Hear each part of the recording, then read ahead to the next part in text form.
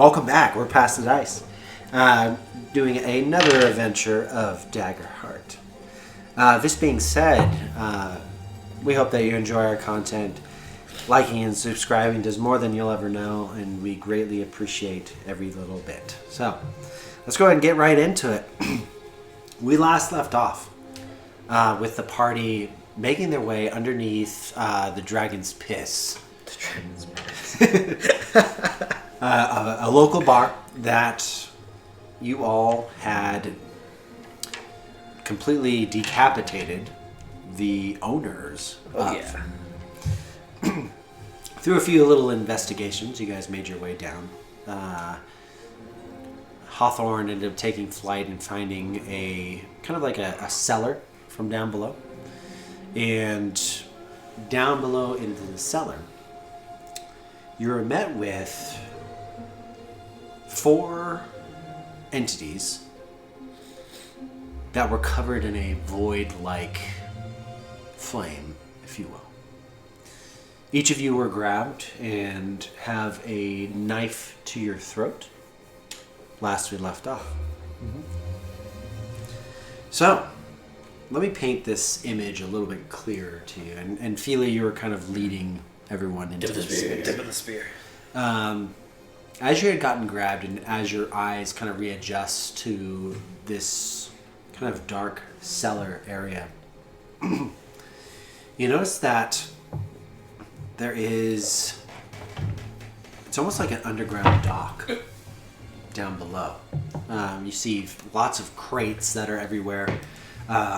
There's a soft glow, which is interesting. Excuse me.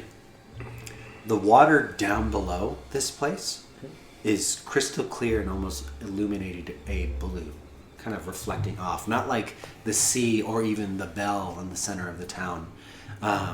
Which is like a pitch black, but for some reason this water is kind of glowing in blue. Okay. I'm going to state that as you each have been grappled by these individuals, they're fairly tall. I would say roughly about 6'3", 6'4" individuals. And you can only kind of see not who's behind you, but just in front of you where everyone is grabbed. The flame is not by any means hot. In fact, it's almost rather cool to it. And Felely, as you have this blade up against your throat and you're looking out, you see the others that have grabbed Oram and Eddie and even Zephyr. You notice that one by one, the flames that were encompassing them diminish.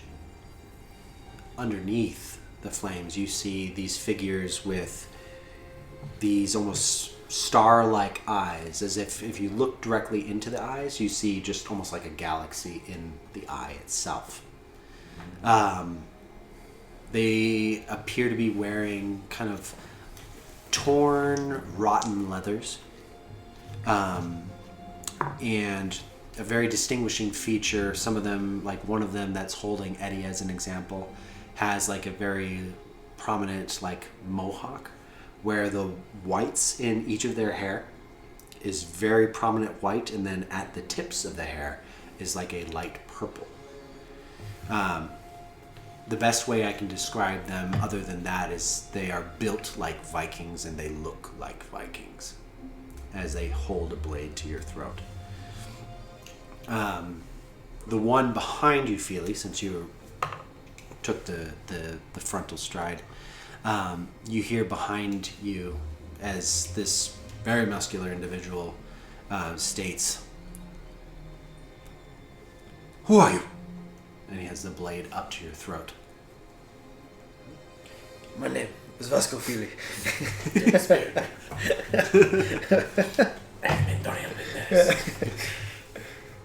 Vasco Felely, what brings you down here? That is Sir Vasco Felely to you. Why are we down here, actually? Operation. Where all the mermen are, they're down here. Yeah. We're following mermen. We are looking for the origin of these mermen attacking the village. And you notice that you can feel like rustling behind you. And the two others that are holding Oram and Eddie and Zephyr, there's a quick nod between the two, and you all are let go. Oh. He gets down on one knee to meet you eye to eye. That's fucked up, but okay. Don't think of it as how do you say in your tongue? Ribbit. A sense of I know. I was gonna roll for a jack.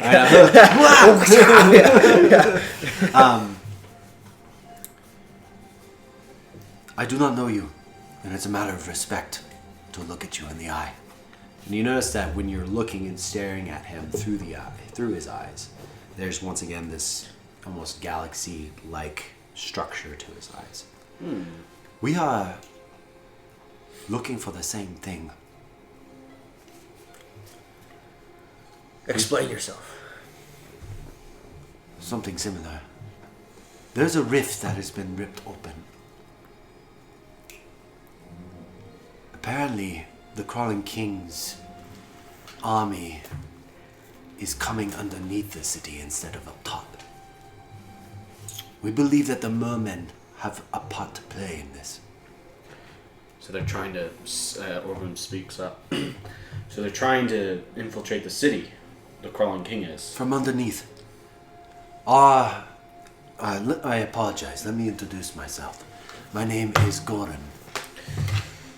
Goran. I am the leader of these Voidkin.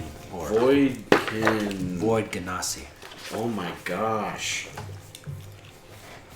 We keep battling the undead every day, and somehow they manage to make their way to your plane of existence. Goran? Goran.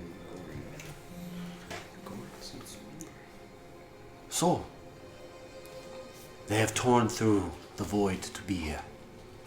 How the Crawling King has made his way through our plane of existence is unbeknownst to me. But my brothers, and you see the three others that are there. I described the one with the faux hawk. There's one that is almost looks like he has, if you were to string up like giant's toenails, go for it. Thank you. Giant's toenails, as if it was like a scale armor. He's adorned with that, and his hair kind of goes back into like a ponytail. And at this point in time, you notice that each of these individuals, they have these purple tribal tattoos just all over their bodies. Yeah. And you notice that every now and then, the actual tattoos, they illuminate a light purple. So we have a band of undead roaming underneath here. They're our hunt, if you will. I thought all of the portals to different, like the Voidkin or the airkin, the waterkin. I thought those were all closed. How are you able to get through? That's true, yeah. Ours are open and remain open because the Crawling King siphons the undead that come here through my realm. Uh-huh. So he keeps that portal open, so he has an unlimited army. How can we trust you? You can't. I don't know you. And he stands up. But if you are looking for the mermen who might have ties to the undead that we are seeking, which from my suspicions are true, we will be on the same side, at least for now. Well, definitely could use more help. Just keep aware. Anybody who's ever double-crossed Vasco Felely ends up in the dirt. That is a promise. Vasco Felely, the next time that I fight the undead hordes, I will see if any of them remember you. For many remember me. Ooh, That's kind of badass. that's good. Oram writes that down. Yeah. That's good. That's pretty sick. That's pretty good. However, I don't want to get into full politics, but if you prove yourselves worthy, come fight with us at night. I'd be down. One time. Vasco Felely is always up for a good fight. Do you know what these are? And Oram shows him the symbol. It looks like a cult. Do you know, does that look familiar to you? Give him hope. I'm just kidding. Me giving him hope by pointing again at his head. Does this look familiar to you? Yeah. Stick your leg out. This looks familiar to me. I remember seeing this. And he hands you over your book. Tolson. One of them comes up, the one with the mohawk, throws out a undead, like skin cut, like a tanned hide, Okay. and he throws it down, and it's the exact same symbol. That's the one. Did you get this from killing one of the merfolks? Not one more, folks. It was one of the creatures that are in the void. I've seen them. Oh. So maybe it's like a crawling king, like, I don't know, it's like a specific unit or something. Like a symbol? You know what I mean? Branding? Yeah. The one with the ponytail speaks up. I think that it is something much deeper. A brand. Branding. Much like that. However, it's only recently started popping up on the corpses that we found. When they rise up at night. Recent. And the one that has grabbed you, Felely, that had Goran. let you down, you can tell that he, shaved head, completely like tattoos on the side of his head, and just this long white beard that kind of goes down to like these purple tips. What color is he? They're all a very faint gray. Their skin. It's close to an orc. Don't have to pass it down. Vasco Feley's feeling a little racist. The wine's kicking in. Well, I think we should infiltrate and get to the bottom of this. We did scout ahead. We found where the rift was. There's nothing that has come out of it at the moment. It's different than our own rifts that we make. Traversal, easy. Can you get through? Can we get through?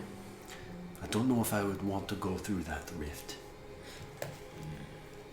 Is there a way to close it? We've been trying to research that. Everything that we've been able to try and do, it just hasn't worked.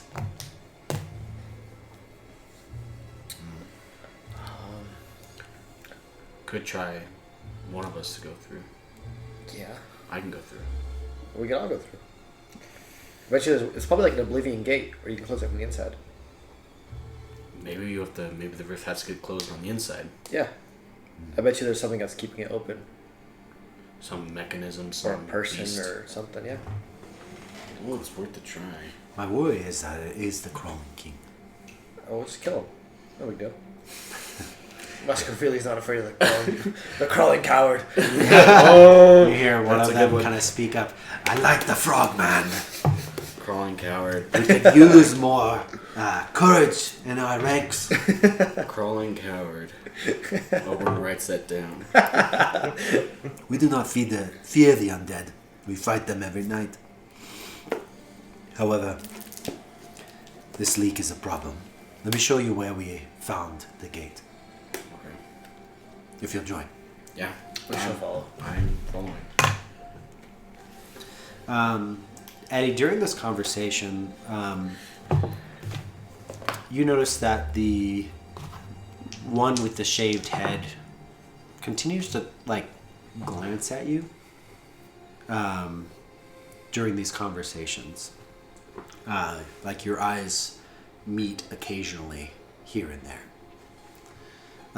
But he leads you on down past these docks, this underground area. And you can see this kind of cave system that is just tunnels after tunnels after tunnels after tunnels. But eventually, you come up to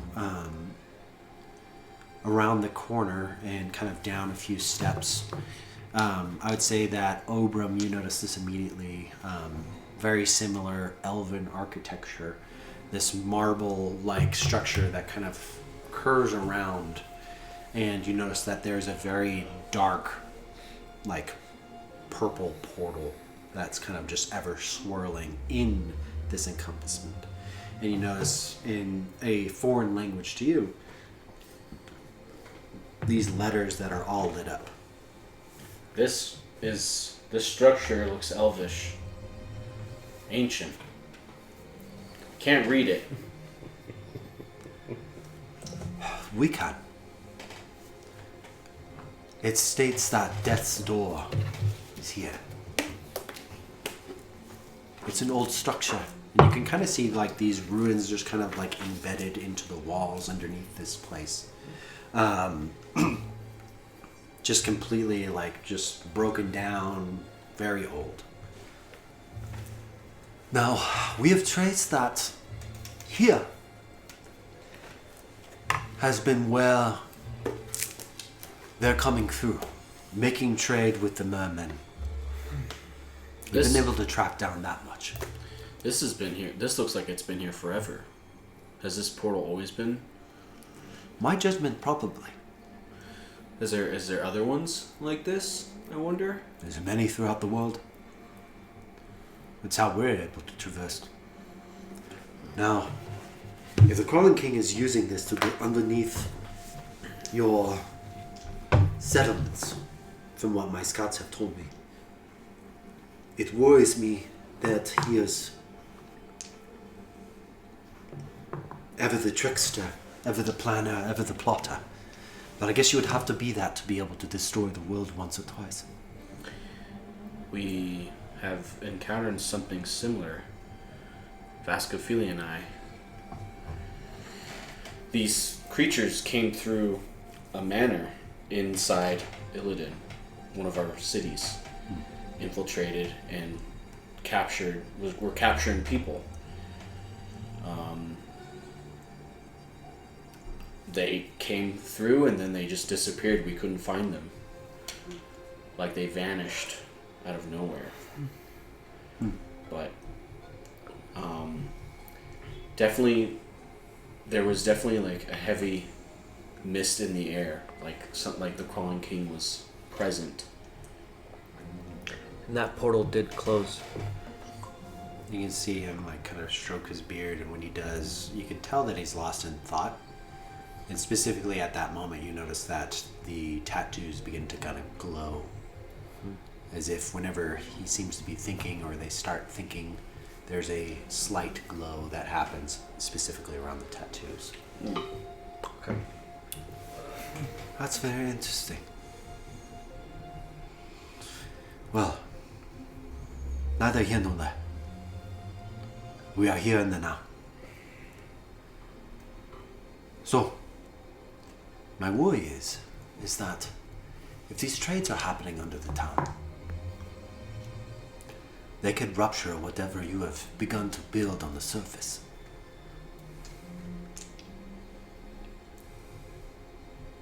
I worry.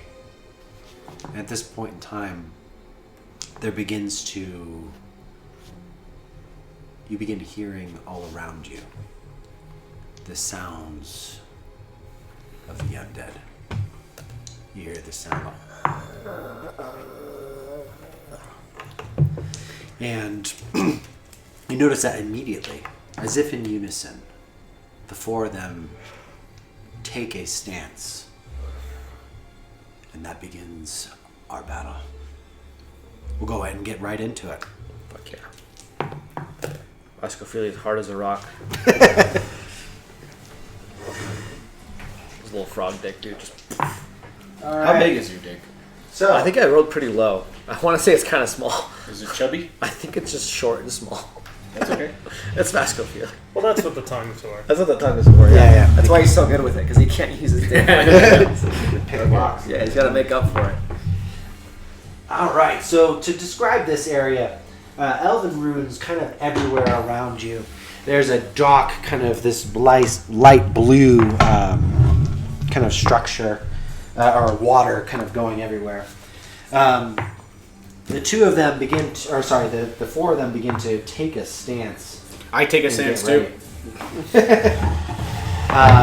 That being said, I need everyone to go ahead and combine their Our tables? the table action.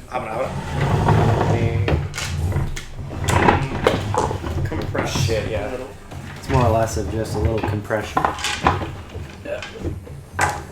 All right. I only need Tight. D8 strict.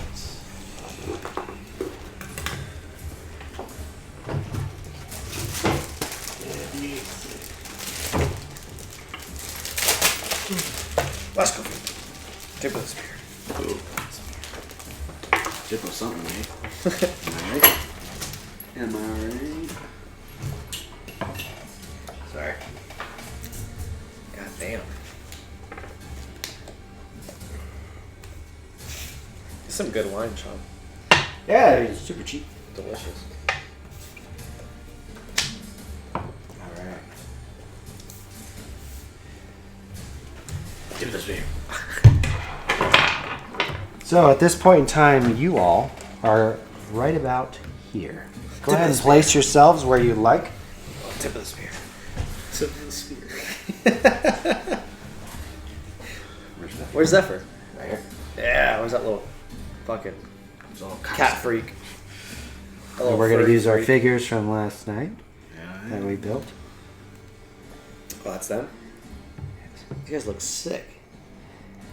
Hey, why is They're a little more armored, but it more or less placeholders. Placeholders. He's a badass though. Hey, Justin, you did great. That is super cool. All right. So right now, there's a little bit of a fog of war situation happening. This is what we got to deal with. Dude. Wait, what actually are these though? What are they from? It's from a pack of Dungeons and Lasers. Is what it's called. I'm Like, are they like? What race are these? Oh, they're just human. They're Technically. probably just armored. There's armored up humans. Armored Yeah. NPCs. they're royal guardsmen, so most of them are human, which is special helmets. They look super sick. Hey, you're yawning. I'm yawning. Do you need something to wake you up? More wine? Actually, the last one wouldn't be too bad. Yeah. You heard it here, folks. You heard it here, folks. Good job, bud. Dude. You heard it here first. What we got? You want some pizza? Yeah. I'm feeling it. You're feeling the pizza? Yeah. What feeling? What would you like? I'm feeling it. Feeling it. You want the bacon? And, you want the bacon and Philly? What's the other one? Jalapeno and Philly. Wow, they're both Philly. Give me bacon. I'm really feeling it. Really feeling it. So I would like to reiterate this. This is our little stick that allows us to know, of course, whether you're in melee range, very close, and far. Okay. So when you are utilizing this, when you're using your abilities, just bear in mind that it is all based on your current space. Cool. So we'll go ahead and leave that right there for now. Let me see here. Ooh, it's about right for this battle and this encounter, so we'll learn as we go. I'm just going to readjust myself. Okay. Anyone have any questions? I know it's been a hot minute. Oh no. How's everybody feeling? Not drunk enough. I don't know about that, dude. I'm dehydrated right now. I'm feeling it. Fair. Good. We need you at your best. Oh yeah. I mean, like, stat-wise. Oh. Yeah, I think everyone should be fully healed, fully good to go. Although armor is hurting in a few departments. Vascophilia's abs are armor. I will say one thing I guess I decided to do last minute. Well, we're about to get pegged. Uh-oh. And as you start beginning to hear the moans and growls of the undead, There's a lot of undead. you immediately feel the sensation of something in particular. Whoa. Something in particular? Yes. Vascophilia has a sensation.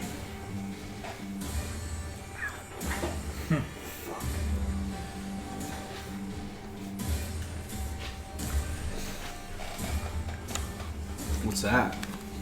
It's a kind of a fog of war situation. Oh shit. What does that mean? I mean something no bueno. Something no bueno, Chief. Yeah.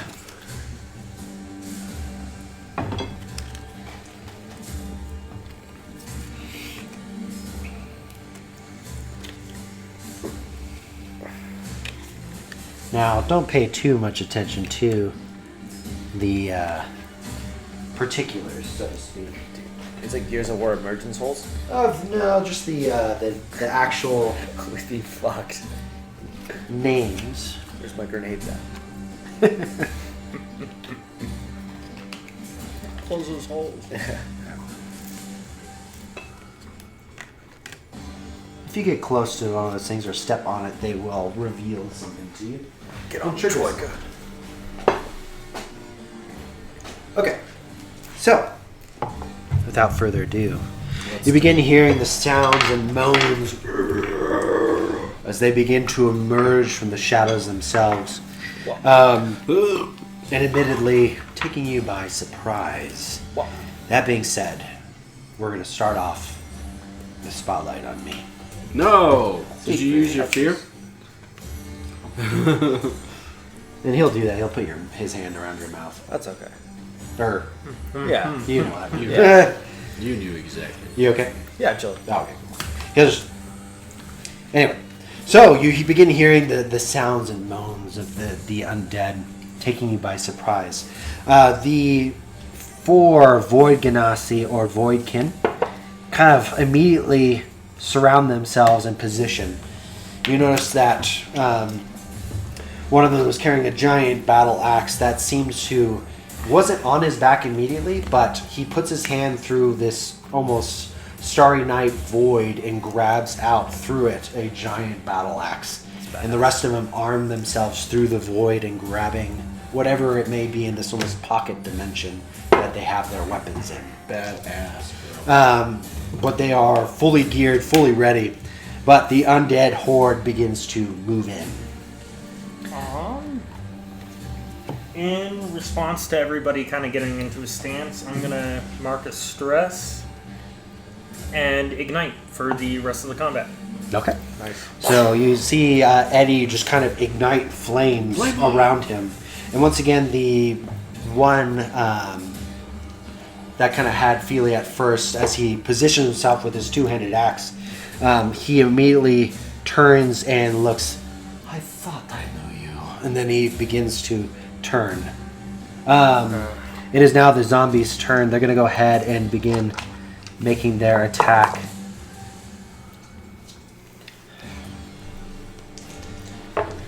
Wait, no. This is a D20 because I am DM.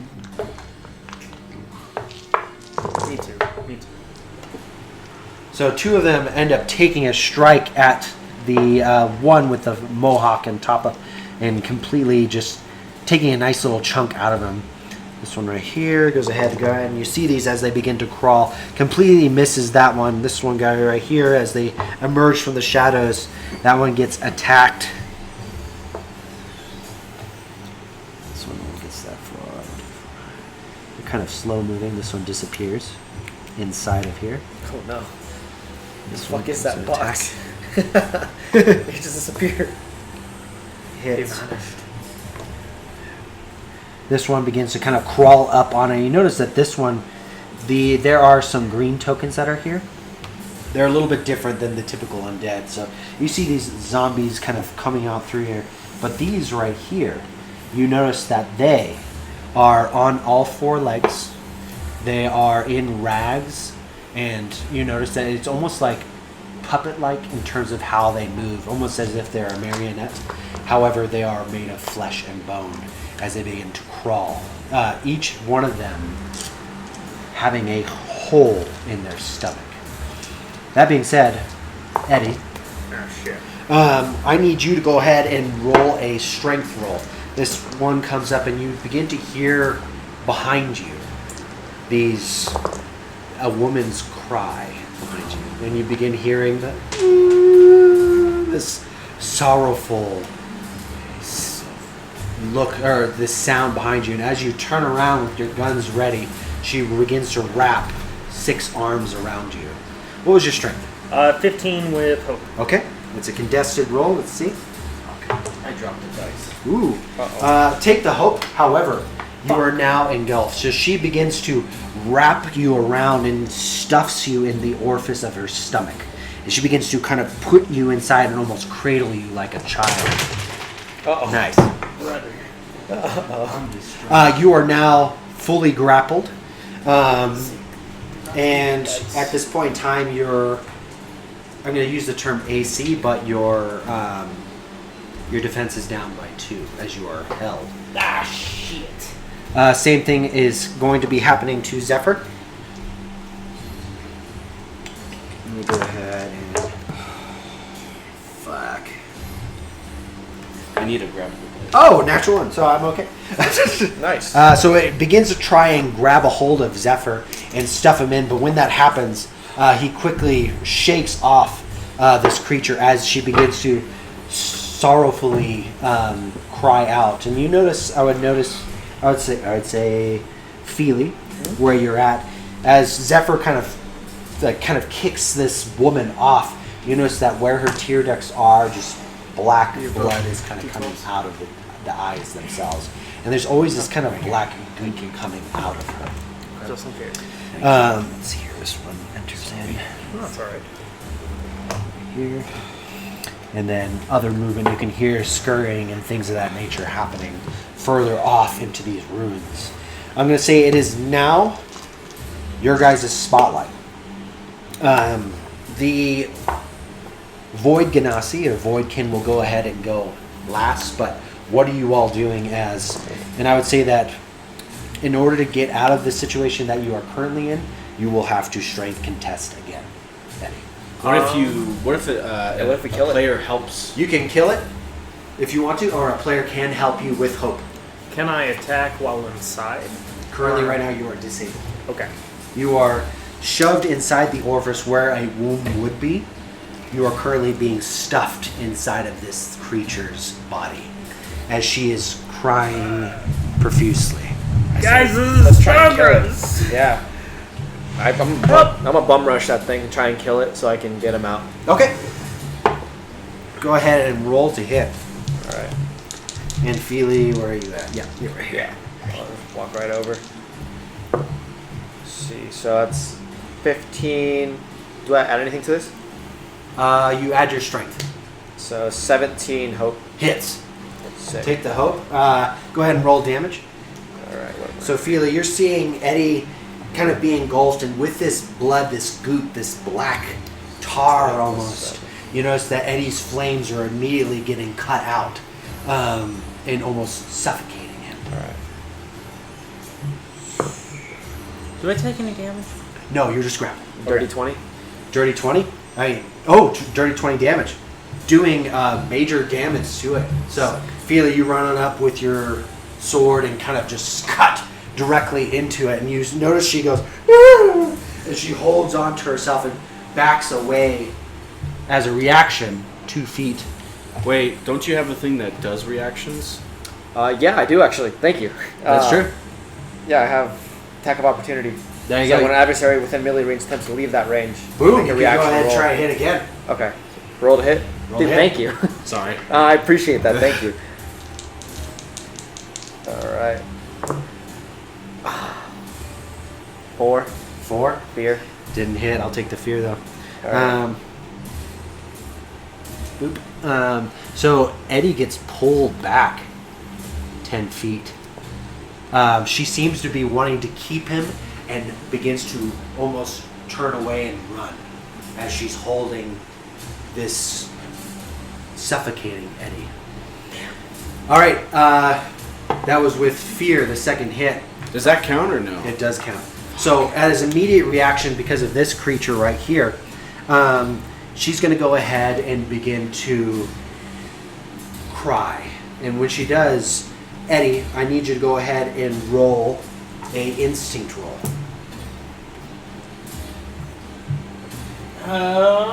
10. 10. Hope. Hope. Take the hope. Because of the hope, this does not affect you. Nice. You actually kind of roll it off as you. It's almost like you can't entirely hear as you're kind of rearranging the organs inside of her body as you're being stuffed inside. You notice like multiple hands just kind of pulling you inward.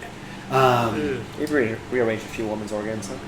I have. Yeah. But Yeah. She's going to Yeah, go what you ahead doing? and move one more over as she begins to kind of cower and bring him off the map.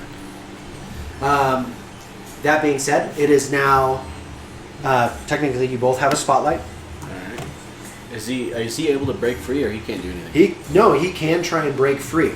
So it would be a strength roll, and if you ran over to help him, it would use your spotlight. I'll do it. But if you Oram, describe this to me as you're. So looking at it. Oram looks behind. Can you make it? Hold on. You can. Oram looks at Felely, nods, and then starts sprinting towards the woman, and then like tries to Luck reach, out of my ass. grab fucking grab Eddie's hand or something. Just try to reach him and then pull. Go ahead and use a hope. Eddie, go ahead and roll a strength roll to go ahead and try and get yourself out. It will be with the hope from Ober. can I use another hope to use hot-headed to try and... If it is an experience, Yeah. absolutely. Absolutely. So I roll with. So you're going to 56? roll that and you're going to give it to him. Whatever I'm you going to want. try and... Let him like, roll first then, then add yours. like increase my heat as much as possible as I'm coming out. Yeah, absolutely. What do we got? That's not good. Strength roll. That's 12. 12? Okay. With fear. Well, With plus, fear? I'll take plus. it. Plus? 5. Hold on to that. Ooh. With fear? Take your fear back. It's with hope now. Okay, fair enough. So a total of 20. So Oram, as you get on in there, you see basically Eddie's boot, and you manage to grab a hold of it before he gets entirely encased. You begin to kind of pull him out, and you're feeling this kind of metallic feeling as you're gripping a hold of a flameless Eddie, and he is heavy. But you manage to yank him out, and the woman begins crying these tears, and she screams out this almost banshee-like cry and begins to try and just almost like, no, don't take him away. You can just almost hear that in the back of your mind, but you successfully pull him out. Nice. Now it's going to go ahead and the So we Genasi's turn. Okay. Because yes, you used your flame to go ahead. I did, you're right. So these two begin to roll, and you notice that the Voidkin or Void Genasis, and they say full Tiamat as they run and charge and begin to strike the undead. First one hits. Second one misses. Third one hits. Third one misses. So you notice that these guys right here begin to smack, and that bounces them back. So they begin with one of them with almost like a hammer, smacks one up to the head and shoves them backwards. The other one ends up grabbing a hold of it and spinning it around and chucking it directly at the two, and they end up getting proned onto the ground. Yo. This one right here unfortunately misses, and this one misses. That being said, it is, I forgot, actually Zephyr's turn. Zephyr, as the other one tried to encase him. He's going to go ahead and try and strike that. So as he shoves this thing off, and as Eddie, you just get out of this creature's stomach. Fuck. Zephyr wipes away the goop that's in his eyes and slaps it onto the ground and tries to swipe, but almost in a blind fury as he cannot see. It is now Spotlight back. Can I have permission to fire until we lose Spotlight? Well, on your next Spotlight, absolutely. If you want to come to everybody. All our Spotlights are back. But back over to me. So the creature, as you get yoinked out, it notices who took you out. This thing begins to let out these cries and that banshee cry. She's going to go ahead and do a multi-attack on Oram. She can try. She will succeed. 12? 12 hits. 12 hits, okay. So... It's always above the evasion. I never... you take 14 damage as she begins to swipe multi-swipes at you. That'll be a total of 14. The other one that dodged and struck Zephyr, she's going to go ahead and strike him again. Hitting. And you notice as these things kind of like, as they go, it's almost like spider-like as they begin to get back on all four legs and begin to crawl. You see these kind of long black hair that is in its face and these dark black eye sockets with blood, well, like black tears coming out of it. She lets out just a sorrowful moan. You hear. She goes ahead to grab a hold and strike Zephyr, doing 12 damage to him. Okay, the other zombies end up kind of going through.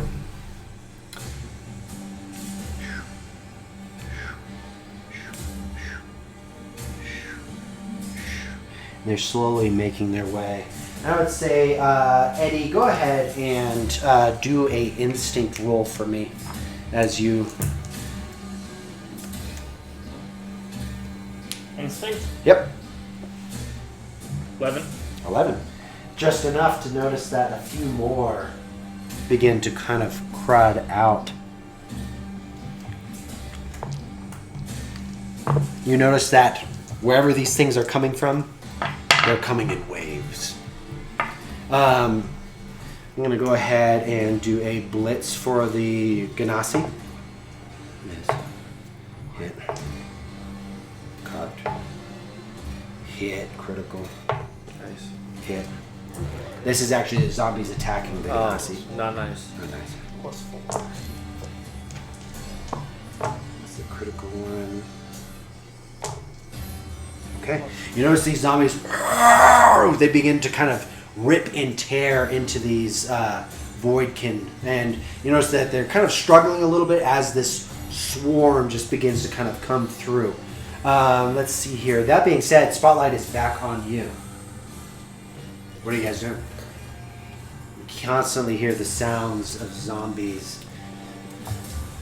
Can I just fire at the creature that tried to engulf on me until I fuck up?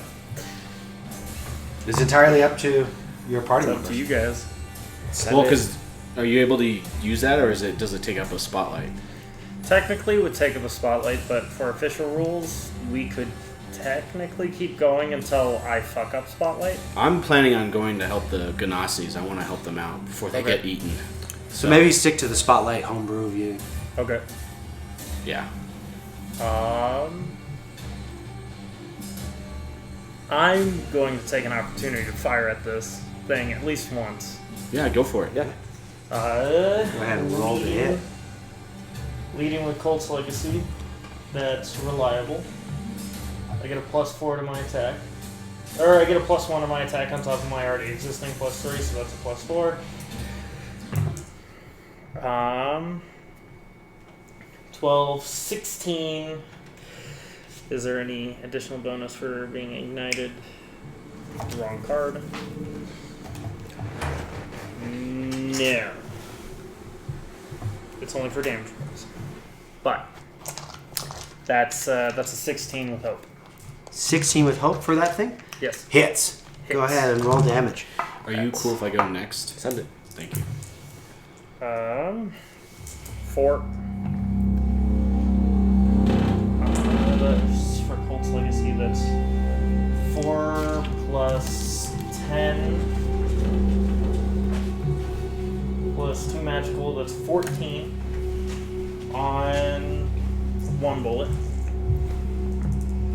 I forgot to roll ignition. Do I have a D12 or a D6 out? I do. On the that was 9 in total. I said 16, so that'd be 21 on the first bullet. The second bullet had 9 on the first roll. 13, 17, 19 with 2 magical. With another 4, so that's 23. That was 21 and 23? 21, 23? 21, 23, 12 in total would have been, or not 12, closer to like 10 in total would have been magical. Okay. Absolutely. So go ahead and how do you want to do this for that creature? It's been hit 3 times. As I reignite and I hit a full blue, or a cool shade of blue, I just immediately will no, and disintegrate its head. Okay. You notice as you kind of back up and you're kind of getting this goop off, as Oram kind of pulled you to the side, you immediately take out your 2 guns and splatter it to the wall, leaving it dead. Nice. All right. I want to do a combo with one of the barbarians. Or the Sure. Genasi. Absolutely. I want him to throw me. You need to get there first and foremost. So yeah, so it'd be this one. Someone have the stick? Yeah, it's on the other. I steer my cup. So let's see. Should be linked Yeah, you can get too close. So I Get want you him to back there. throw me up in the air, and I'm gonna use with his combo, Rain of Blades. So I want him to throw me, if he can, to like over here, Okay. and I can just do AOE. All right, let's go ahead and roll to hit. We'll take the higher of the 2. 7 with hope. Oh, 17 with hope. 17 with hope will definitely do it. So let me go ahead. You kind of lock eyes with the one with the mohawk. Yeah, he's the one that's getting all fucking eaten. With ease, he lifts you up into the air and he chucks you where? So I want to be like like here maybe, because I want to do as much AOE as I can. Rain of Blades makes it so conjure throwing blades that strike out on all targets within very close. Very close. You can hit 1. So if we put you here, Yeah. that means So you then can get, these. so 1, that, 2. Yeah. So you can hit all 1, of 2, them. 3, 4. Go ahead and roll damage. Okay, so hey bud. Could I ignite Felely's blade? Okay, so Rain of Blades. No. Throwing blades strike out very close range targets. What if I gave him alchemy fire? Could give him We Alchemist do fire. have bombs. Yeah, you I could have that one slash it onto his weapon for sure. Do we have any guarantee? And any targets I hit is vulnerable, so they take. Oh wait, sorry, that's not true. Go ahead and roll damage. Yeah, sorry. 8 and 8, 9, 10, 11, 12, 13, 14, 15. 15. So as he tosses you in the air, you kind of do a quick acrobatic flip and you take out these blades that you conjure out and chuck them and hitting everything within range. That being said, they kind of rain down and just pierce the zombies. And you notice that Nice. Jesus Christ. Damn. taken out as this combo attack happens. All right, that means that it is now Zephyr's turn. You can see that he's getting a little pissed off. This fucking thing. And he goes ahead and grips down to a stance down below. And he takes out his 2 blades and begins to try and hack. This time, actually hitting it. Let's see here. Ba-ba-bam.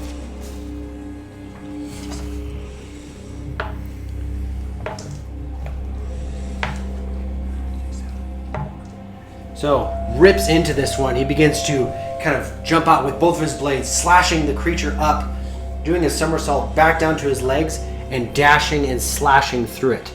It seems to be fairly rough at this point in time. It is now... It's still Felely's turn. Oh, Felely, you haven't gone. Go for Not it. yet. My bad. Oh, good. Can I hand him the Alchemist Fire real quick? I have an Or- Alchemist Fire. Do you really? I thought you used yours. I have one. Okay. One of you tossed it into the water. Oh, that was me. You're right. All right. Don't bother writing it off. I'm just gonna hand mine to yours real quick. Or mine to you. Kind of describe this to me, Eddie. You notice that... As I am like wiping off the goop after I blasted that thing's head, I turn and I kind of walk over to Felely. And as I'm walking over, I toss him the bottle of Alchemist Fire and keep running by. Or the bottle of Alchemist Fire. Yeah, that's exactly what it is. I don't know. What are you doing with it, Felix? I mean, would it cost an action to ignite my weapon with it? No, absolutely not. Okay, then yeah, I grab the Alchemist Fire and pretty much I stick my blade. I hold my blade out with my left hand and just smash it over the top of my blade. And my blade just lights up. Lights up. Right on. So that being said, and due to your weaponsmith trait, this is going to last 4 slashes. Sick. As the you know exactly where to kind of pour it and keep it on your blade. Or no, you're armor smith, right? I'm in armor. Never mind. Okay, so then just the one. Unless, I mean, I would say you could do it for him. As I walk by, I pour it on his way. Okay. Okay. Describe to me how it hits and grooves. How you're going to keep that attached to his weapon.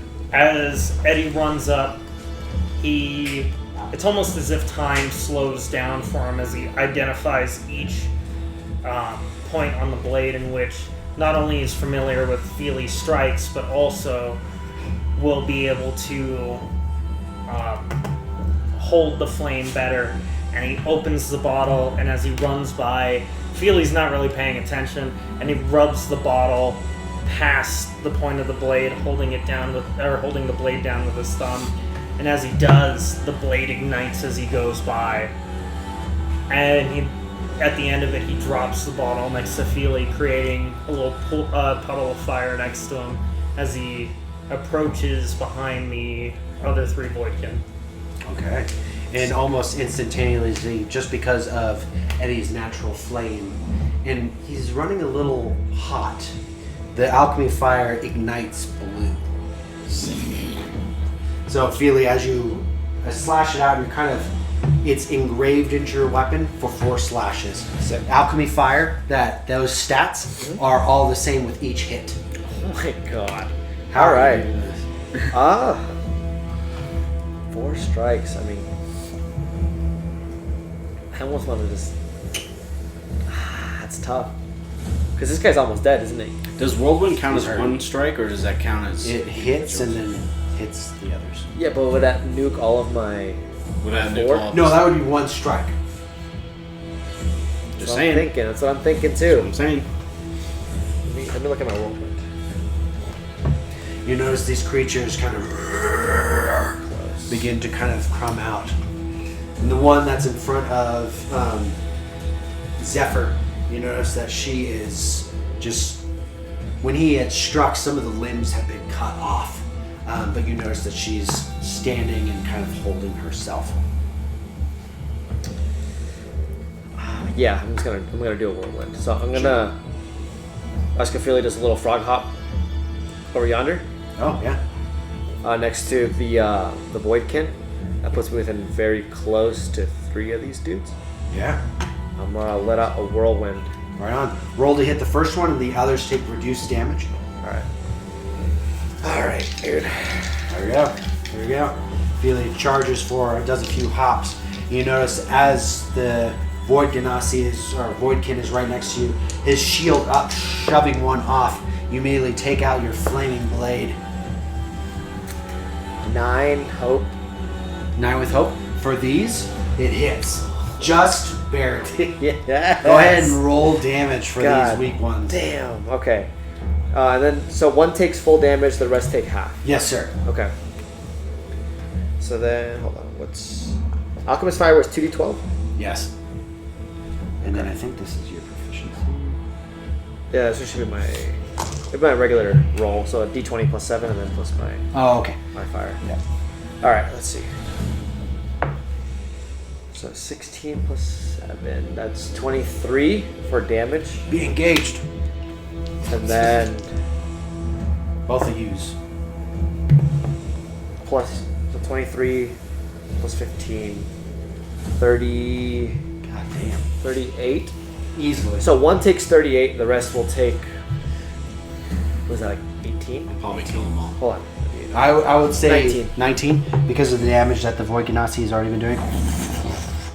You end up ripping them apart Sick. entirely. So Felely just destroy them all, and you notice that the Voidkin, as he like adjusts his shoulder, looks down at you. We will fight on the battlefield for sure. I like you, little one. Let's go, Felely is just getting started. Well, let's keep going. They charges over and smacks this one entirely. You only have 3 HP. Well, hold on. Yeah. Smashes one over and like looks over at you and gives a nod, and you notice. I have to pee. Well, You guys want to watch? what? Can I hold it? I can hold it. You just need one pinky. One pinky. The rest of the horde begins to kind of go out. This one charges over and throws his blade up. Let's see if he's able to hit. Yes. He throws his blade up, and you notice that it vanishes into a void cut. It like tears a rift through the actual sky itself and disappears. He jumps up and he grabs a hold of it through a different void portal and slashes down, knocking out these two. Dude, that's so badass. Then you notice with each passing. So what are these? Are these just portals? No, they're places you can discover if you want to. Fucking horde. Destroys that one. All right.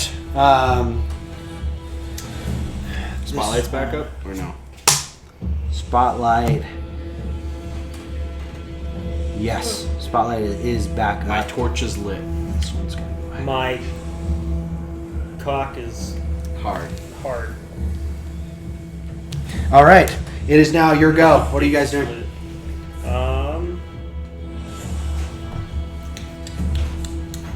You notice this kind of wave beginning. Where? Oh. I'm down to check out this portal area since I'm close to it.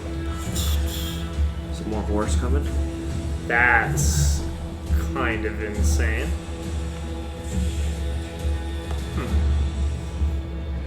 Oh, yeah. And he's within far. Yeah, fuck you. I set you to 20 minutes. I could explode a group. You do you. However which way you want to go ahead and approach this horde. But that's gonna cost a hope.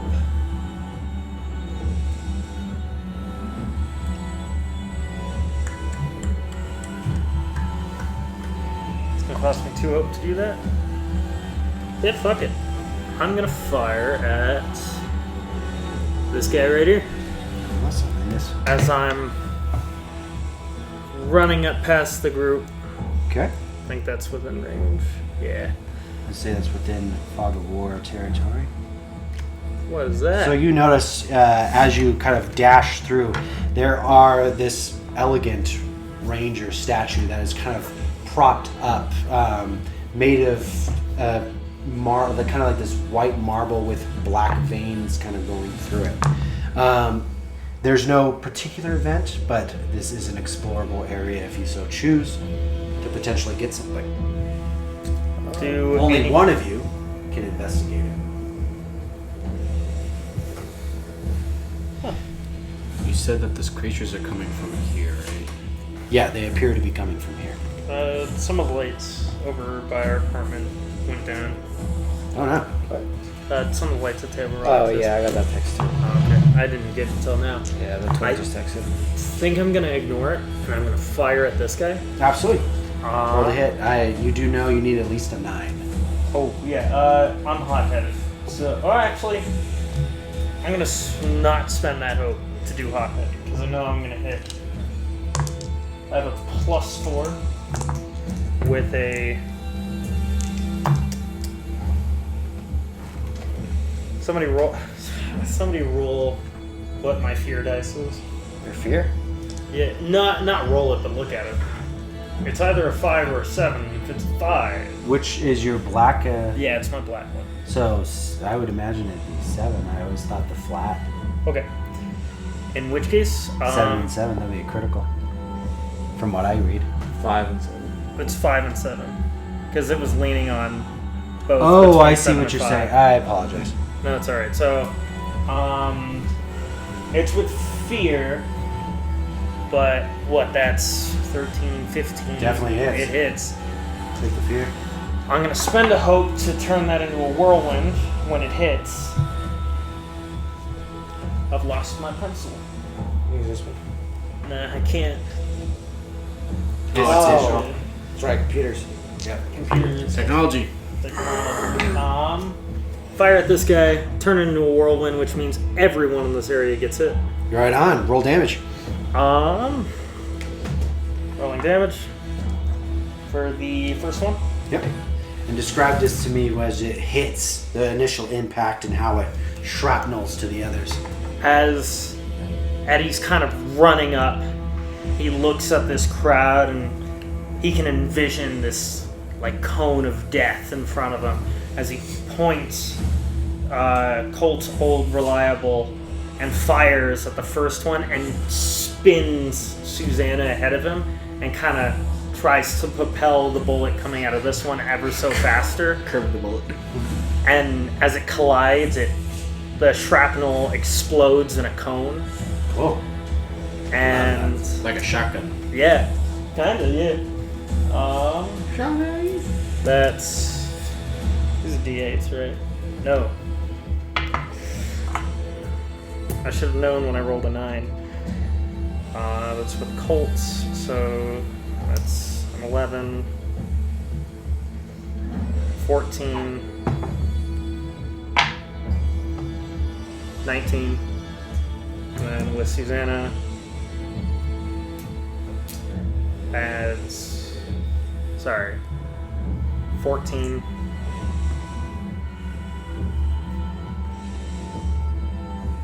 It'll be one combined attack just as a Yeah. heads up, just because it's an ability. Yeah, that's what I'm doing. Sorry, I got to 14. Or with the ability, I think you just 19. use one weapon. I don't know if it allows you to do both. It's the only way it makes sense. Visually. Yeah. So I roll On a damage. successful attack, it does not. Oh wait, hold on. That's wrong. On a successful attack, it doesn't specify the amount of weapons I can use in this. Well, you rolled a hit. Well, I guess no, because you're going to be... No, that'd be Because fine. I'm dual Yep, wielding. you'll dual lead. So I was at 19 plus 4, 23 plus. I would say between the two, definitely ends up erupting these. Eddie, as you... Is he special? Was he in this radius? Yes. Oh, nice. He was within very close. Hell yeah. So completely demolishing another horde very similar to Felely. Great job. All That is right. half my bullets. You guys are like the horde killers. Well, you did too. Yeah, you No, got kinda. fucked on. All right. Is that everyone's spotlight? I think so. Yeah, Yeah. I flipped up mine. Okay. So that being said, I'm going to go ahead and expel 4 fear. And you notice the cries beginning to come out of some unknown place. And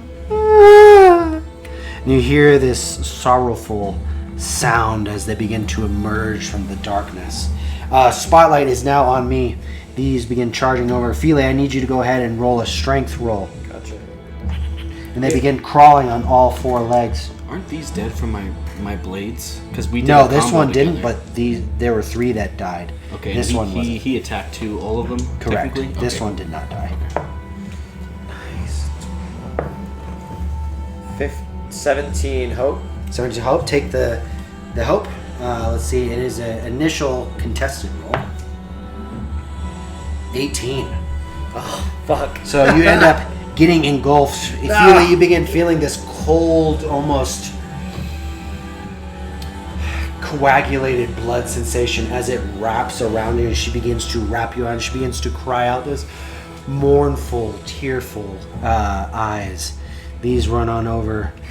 I need Eddie, strength roll. Eddie, no! This one goes ahead. I need Oram, strength roll. As they begin to kind of crawl on all 4 legs. Bless you. Thank you.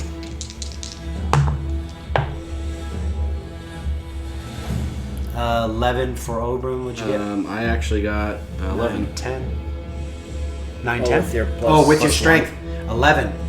So, That means I survive. you survive. Meets it, beats it, right? Meets it, beats Yeah. it. Don't roll. It's a crit. It's a crit? Yeah. What if I get a crit? If you get a crit, I'm gonna. Because Piss it will be myself. the action, I guess. If you get a crit, Just I'm pissed re-roll off if you about guys it. both crit. That'd be fair, right? No. Okay, that one. So, Eddie, you've been through this already. You're kind of like, nope, nope, nope, as you kind of push no. this thing away. That being said, the others begin to. Show you this one back So are your bullets your spell slots, essentially? Kinda, in a way. Kinda. I've got 3 and 3 right now, and to reload, it costs me a stress per weapon. Okay. Okay. I still have grit. Like I marked a stress for igniting. I didn't use grit for that, so I still have grit. I can get a free reload out of that. Oram, as you're paying attention to this thing as it tries to engulf you, shove it away. think I'm A gonna zombie swap weapons. comes to charge and attack you from behind. Misses entirely, so you nimbly are able to kind of skip away. You begin to hear the pitter-patter of these hands just rolling up, and you notice some of them beginning to cling onto the walls as they're coming from some unknown source. Spotlight is now back on you all. Oh wait, no, I'm sorry. With the remaining ones. Fuck. Okay. I'm going to say that the Void Genasi are going to kind of charge forward. Oram, you notice as you shove one away from it, the one with the kind of mace, as it charges over and you push it away, he immediately takes his mace and pops the head directly off, and it goes flying off, and that thing was almost dead anyway. Yeah, it was dead. This one charges over, and you hear "Ah!" as he brings out his axe. Damn it, misses entirely. As he slams onto the ground, this thing begins to kind of crawl up on top of him, and as a reaction, is going to go ahead and do a multi-swipe on the one with the axe. Hits. Ooh, fuck me. Damn. As he kind of climbs up on, or this thing climbs up on top of the weapon, begins to kind of get on top of him, you notice that it begins to like pound on top of his head with 6 limbs and begins to continue to strike. This one failed to grapple, but right next to you, Eddie, another zombie begins to kind of come on up, and you notice this swarm beginning to kind of envelop, and you begin hearing these moans and these cries throughout everywhere. 16 to hit for Eddie. Fuck. Eddie, you take 12 damage. That one's done.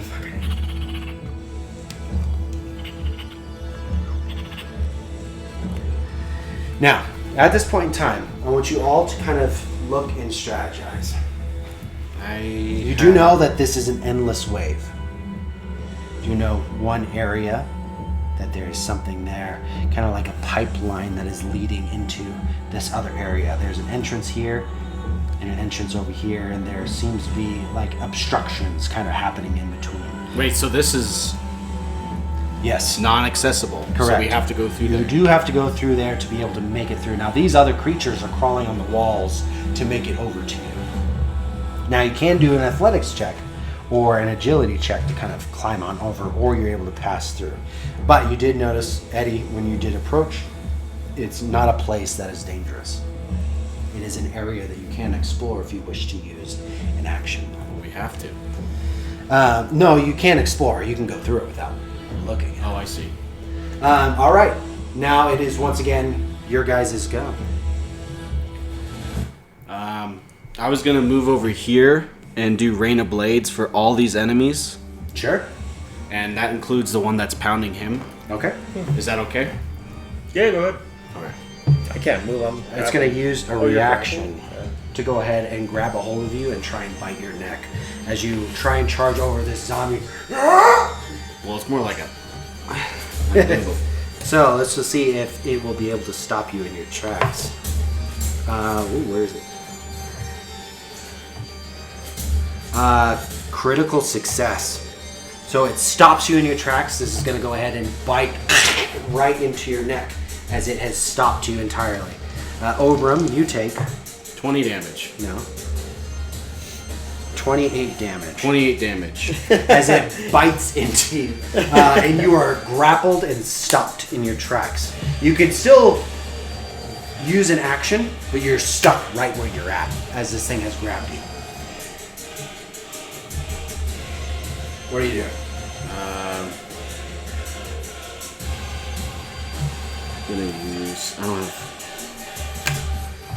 I'm just gonna stab it. Okay.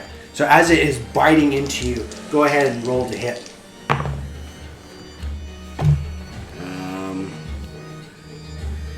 That definitely hits. 14 with fear. 14 with fear definitely hits. Go ahead and roll damage.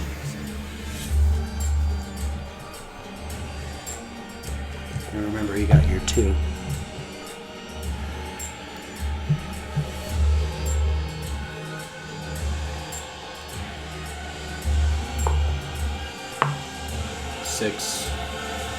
So it's just like one. No, you get to full on attack. So you do 2d8 with that weapon, and then you also have your d4 for your. For the simple dagger. So you do 2d8, and then you do 2d4. Add it all up. It's like 28. 28. With ease, as it begins to grip a hold of you, you already shot some blades at it. So as it bites into you and you shove this thing off, you immediately take your knife and stab it into its head. And you take your other knife and stab it into its temple, and it falls. All right. That being said, Eddie and Felely, what are you guys doing? Eddie, do something magical, please. So I've just realized I've broken the rules. My proficiency is not 3, it's 2. And I've been rolling an extra dice. Jesus, 3 proficiency. Holy shit. Well, I do have a card that allows me to do it, but that's a stress per attack. So I just marked for stress. Okay, to you're a make little up for stressed that. out. After being engulfed and taking shots. Can I swap weapons real quick? Or will that cost the whole action to... That would cost a whole action if you wanted to swap weapons. Unless it's... What are you swapping? I'd be holstering one of my revolvers and pulling out the dagger. Yes, that would cause... you know what? Go ahead and roll an agility check for me. Just to see if you're able to kind of do this. DC's 12. DC's 12, that's a 13... You're able to go ahead and 15 holster it out. Everything's on your belt. Yep. So I'd imagine like a quick swap. Do you Go ahead. charge me any stress for that? I would not charge you stress for that because Fuck you rolled yeah. fine. I'm gonna run up to that bitch. This one That's- grabs a hold of you. Oh, Or it's going to fuck. try and grab a hold of you. Let's see if it Attack of does. opportunity. You see this one. 16 does grab a hold of you. And it's going to go ahead and try and bite into your neck, very similar to what you saw with Oram. Thankfully, not a critical this time. All the same, 12 damage as you charge forward. This zombie grabs a hold of you and takes a chunk out of your neck. Once again, causing 14. I'm so sorry. I think I quoted last. 14 damage. 14? Yep. Okay. Do I still get an action? You can still do an action, yes. You're just stopped in your place. Um, As this thing is chomping on your neck. since I am still dual wielding, I'm gonna fire at this with one of my guns and then swing the dagger at this thing's head. Okay. So with that, because they're two separate targets, I'm going to have you roll to hit twice. Okay. Easy shit. Which one are you striking first? This is on my primary, so that's a... And currently has Felely in its stomach. That's a 10 with hope. 10 with hope does not hit. Damn. You do take the hope, but I would say because you missed, your second attack does not go off. Since it's two separate. I completely so you missed his shoot head. over at it as you kind of get gripped and bit into your neck. You try and take out your gun and shoot and completely miss your target. That being said, spotlight once again on me. This creature, as it has missed, it's going to go ahead and as you're getting chomped, it's going to go ahead and try and engulf you. That being said, I need you to go ahead and do a strength roll with disadvantage. Felely, I need you to roll the disadvantage because he is currently grappled. Wait, I roll it? Yep. Okay. The disadvantage. Go ahead and roll a strength roll. I got 3. 18, 15 with fear. 15 with fear. Thankfully, I'll take the fear. However, it does not grab a hold of you. Nice. Spotlight is back onto you. What are you guys doing? I just gotta break out of it. All right. Go ahead and roll strength. DC is 12. Fuck. Let's go. Let's do the 7, 8, 9, 10. 10 fear. Unfortunately, as it has completely consumed you and stuffed you inside, and you're much smaller than the others, so you kind of just fit right inside as you are gripped and placed. That being said, is everyone's spotlight done? No, Zephyr hasn't I know gone. Zephyr does, but I was just making sure you guys. Oh, yeah. Okay. Zephyr is going to go ahead. Shit. Where's the stick? You have it right there. Thank you. So Zephyr charges forward. I'm going to get kind of right in between. And you notice that he ends up taking his one of his blades and he's going to go ahead and use Grizzly Harpoon. So he can't quite get there, but you notice that he conjures up as he cuts his wrist. Almost as he pulls out his hand, a harpoon begins to form. And when it does, he grips a hold of it, and you notice that there is a chain that is linked right to his wrist and chucks to see if he's able to go ahead and hit the creature that is attacking Felely. Come on, Zephyr. Critical success. God bless America. Let's go. So that being said, give me one sec. And it pulls him directly to. So once he chucks it and it hits the creature, it pulls him forward from this chain from his wrist. Let's see, with the critical.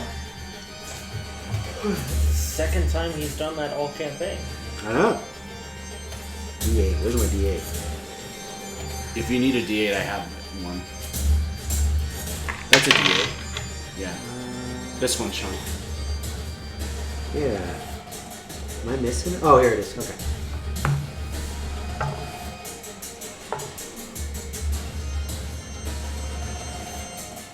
Okay. So he chucks it at it, and then when that happens, he pulls himself forward and it just immediately gets on top of this thing and rips off its head, completely taking it out. Nuts. Felely, you're no longer grappled. God bless America. Is this spotlight still intact then? My spotlight's over. Is his still or no? No, he had already tried Okay, to I use it to wasn't grapple at. You notice this one kind of pass over and charge over here, and when he happens, first time, and he goes over and smacks the one right in front of that's currently biting Eddie. Oh yeah.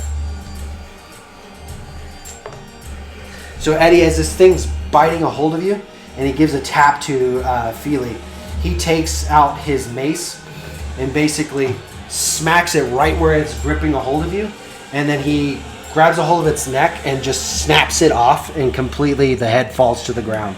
This one charges on over. With his shield, he sees the one that was trying to grab a hold of you. He takes his shield off and tries to almost use the point of the shield itself at the creature, but it ducks underneath and kind of begins to almost spider walk onto his shield as he's towering over. This one right here ends up going over to Oram. No, because that one's on top of him.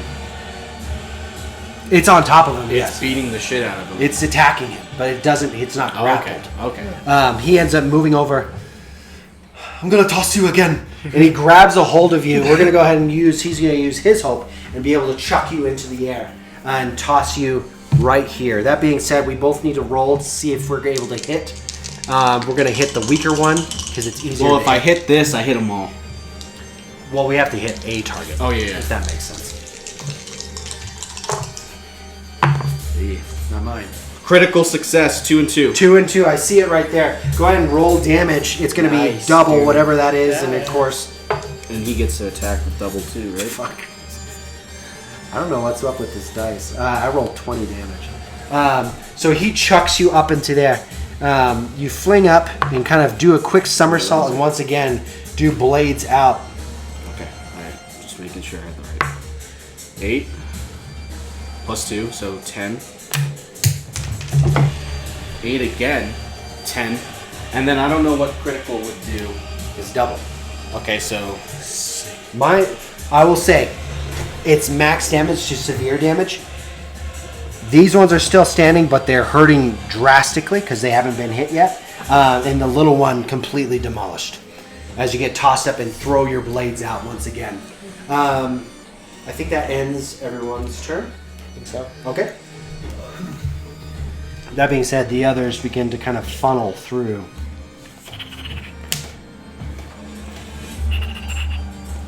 they're coming through the gate.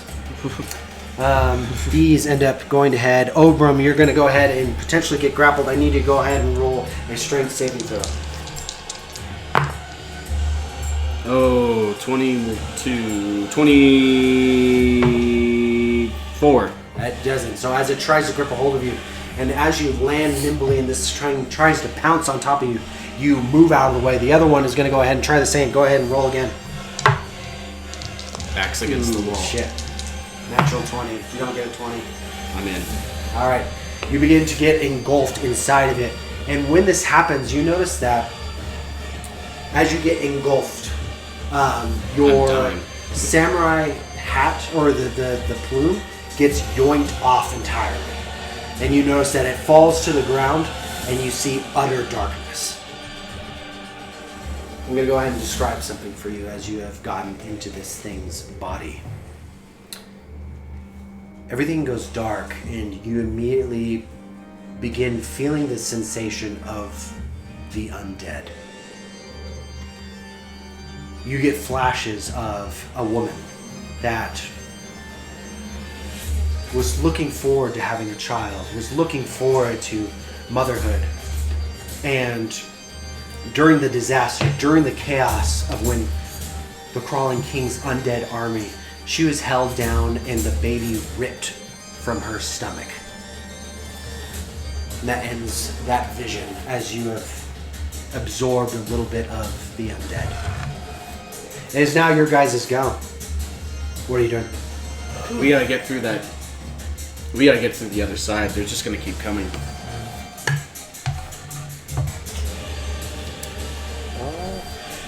Yeah, fuck it. I'll go. Okay. I'll use death maneuvers. Okay. So I'll mark a stress. I'll get anywhere. That's far range for me, barely, but just enough. Okay. I'll mark a stress. Get anywhere within far range without rolling an agility roll. I guess Felely just recognizes we gotta figure out what the fuck is coming through here. They're all coming through like this fucking little hole, Yeah, absolutely. and he's gonna try and stop it while everyone else is holding down, like, holding the fort. Absolutely. So he dives in there and he's trying to see what there is to see, I guess. All right, I want you to go ahead and Tell me. roll a knowledge roll for me. So you get in, you notice that in this kind of... I forget I'm retarded. I have a -1. Felely is like, I got this. 11, 15. 15? Fear. With fear.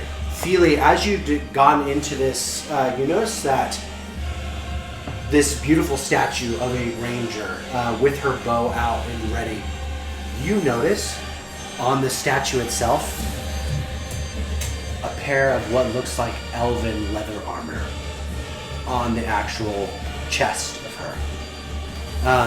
I need you to go ahead and add into your inventory elven armor. Elven leather armor. If you want to equip it, you'll be able to equip it. You're not entirely sure about the stats at this moment. Honestly, it's better than what I've got. Right? Does that take my action?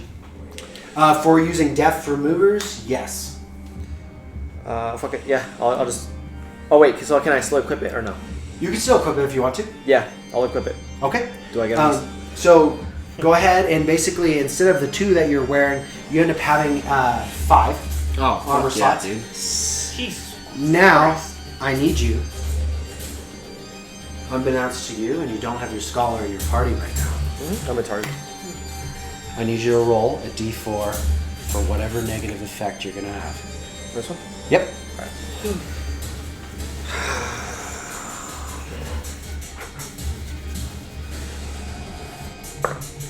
Four.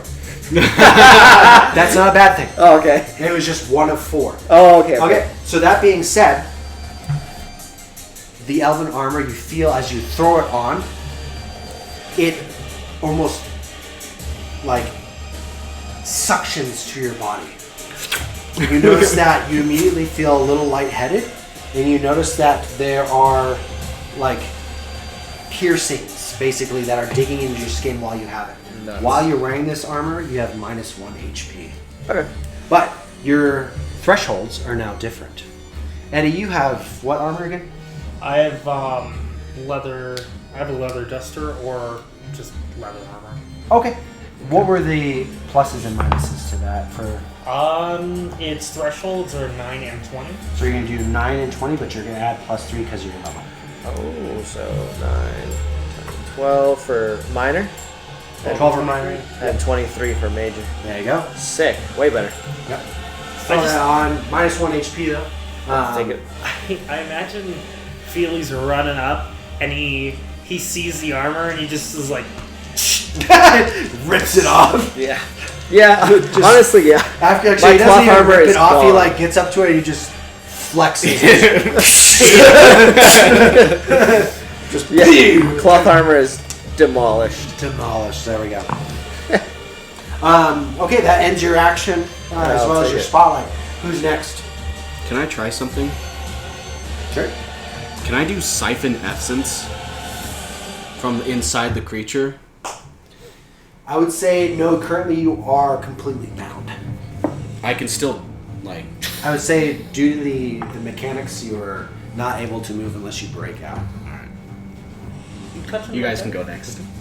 I'd rather you guys land attacks. You're the wizard. You're the wizard. You're a wizard, Harry. And a thumping good one. Okay. I think in reaction to trying to get grappled and seeing this creature like roll the shield over its head, I'm just gonna stab into it, and if I'm successful on the stab, I'm also gonna fire into it. Okay. Yeah, absolutely. Now that weapon does have an AoE ability. only if I roll with fear. Yep. Gotta find out.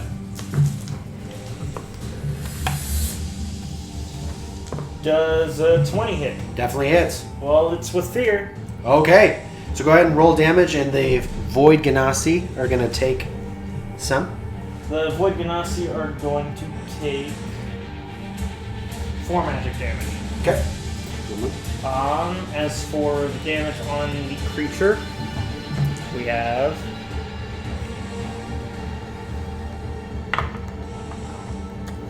can't roll a 10 on a d8. 7, 11, and I'm also firing into it. So that's 11 magic.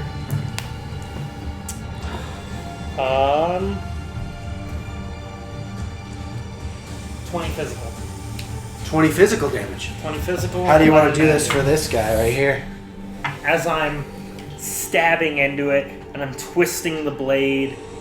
The fear, the roll of fear, the flame, the like shadow flame that's in my chest starts to crawl onto my arms and onto the blade, kind of causing it to pulse outwards as, in my anger towards this one creature, I just stuff my gun into the hole that I've created and I fire. And as I do, as the hole that the bullet leads goes through, it just becomes a mist of shadow flame. Okay. Shadow flame kind of emits, and when this blast of energy, this void flame energy, you actually end up healing them for 4 HP. Yo, let's go. The Voidkin, as you stab into them, you notice that the flames kind of emit up and they light up again, these kind of void-like flames, and it goes back into their eyes, and they give you What the hell? what happened. Yeah. Okay. Badass. That was a roll of fear, though. Yep. So that one This is one's out. dead, right? And does this take damage or no? Yes. It's Yeah. AoE, right? It did take Takes- the 4 Okay, damage. Does it take 6 magicals because I have a scar? Technically, yes. 6 magical damage. So this thing ends up crawling on over and tries to multi-attack. Oops. We're all dropping the dice. Multi-attack one of them. Oh, that one's spinning. Wow. Wow. Wow. 3. Lucky number 3. Misses. So it tries to do a multi-attack on the Void Genasi. It does not. It's not effective at all. Oram, you are technically up. What are you doing? Trying to get out of it? Yeah, I'm gonna try to. I mean, what else can I do, you know? Okay. 16 with hope. 17. Go ahead and take the hope. You rip yourself out. Pop out of its stomach. And that's it. And that kind of ends your turn. Okay. That being said, it is now the Genasi's turn. They're going to go ahead or Voidkin. This one charges over to the one that had engulfed you. Definitely hits. Ooh. So he takes out his giant battle axe, and as you pull yourself out, he brings up his axe and slices up literally the left-hand side of its arms, and it flops to the ground and dies. This one charges over, and he's going to take out that last one. Definitely hits. Definitely kills it. Slashes that one entirely. This one right here ends up going to head as he gets this void flame. You notice he kind of begins to let out this yell, and when he does, he goes into a void rage. And you notice that he engulfs into this void-like flame, and he goes ahead and charges as he lets out a battle cry. Hits. And for rage.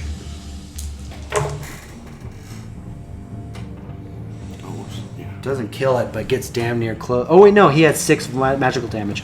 So as he ignites into this flame from this borrowed flame from the knife from Eddie, he charges on over with his shield, and he initially bashes this creature up into the air. When it does, he jumps into a void portal down below, and he pops out from up top and comes down and punches the creature, completely killing the creature entirely. That's popping the head into I the want to be a void. Yeah, honestly, can I? This can one we turns get a on soul over. transfer going on?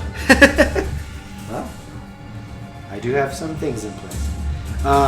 Oram, That's eat awesome. his ass. Now the other one brings out his giant two-hander sword and sees, unfortunately misses the one that's behind Felely.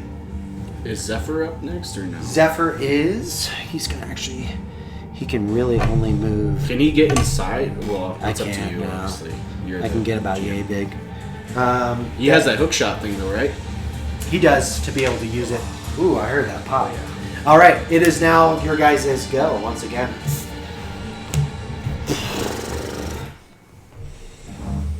So, Felely, you are now at this point in time, you can kind of see I got nipple clamps You on. got nipple clamps on.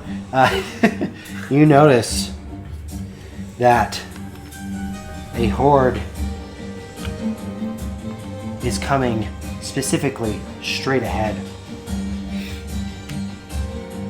Well, hold on now. You don't need to do that many. Well, there's been alive and counting for every turn. All right. Can I make it to them with or is there anything I can It do is your also? turn. You have a. Oh, I have death maneuver. Oh, wait, yeah, actually. What does it say? That maneuver means you can make it use anything within far range. Yeah, make it far range, and then if you end this movement within melee range of an adversary and immediately make an attack against them, +1 to attack roll. Shit, yeah, you can get right in there. Okay. Although, bear in mind that they do have the ability to grapple you. Yeah, that's true. Can you can move too. You both can go in there. Can we? Because your blade's still on fire, right? Currently, Yeah, right he now, still has the 3. entrance is blocked. Son of a bitch. Damn. Because if I can get to Felely, I can make up some bullshit where we do a team maneuver in an anime style. We boost one of my bullets with Alchemist Flame and Shadow Flame. Can we have the Voidkin go first? I would say Oh, no. they're kind of He like goes a for a separate. I'll have to roll against this guy for his grapple, right? Correct. Fuck it. Let's do it. I'll try and run past some death maneuvers. Death moves. Got you. Yeah, You'll fine. use a stress. Run past Stress, mark, try and run past them. What's the roll I gotta do? them. Okay, you need at least 12. Alright. What's his? We don't know his AC, right? With that elven armor. 5. Yeah, 5. His evasion. Strength or agility? This is going to be strength. Strength? It's the same shit. I guess it's 2 for either way. I better have a good one.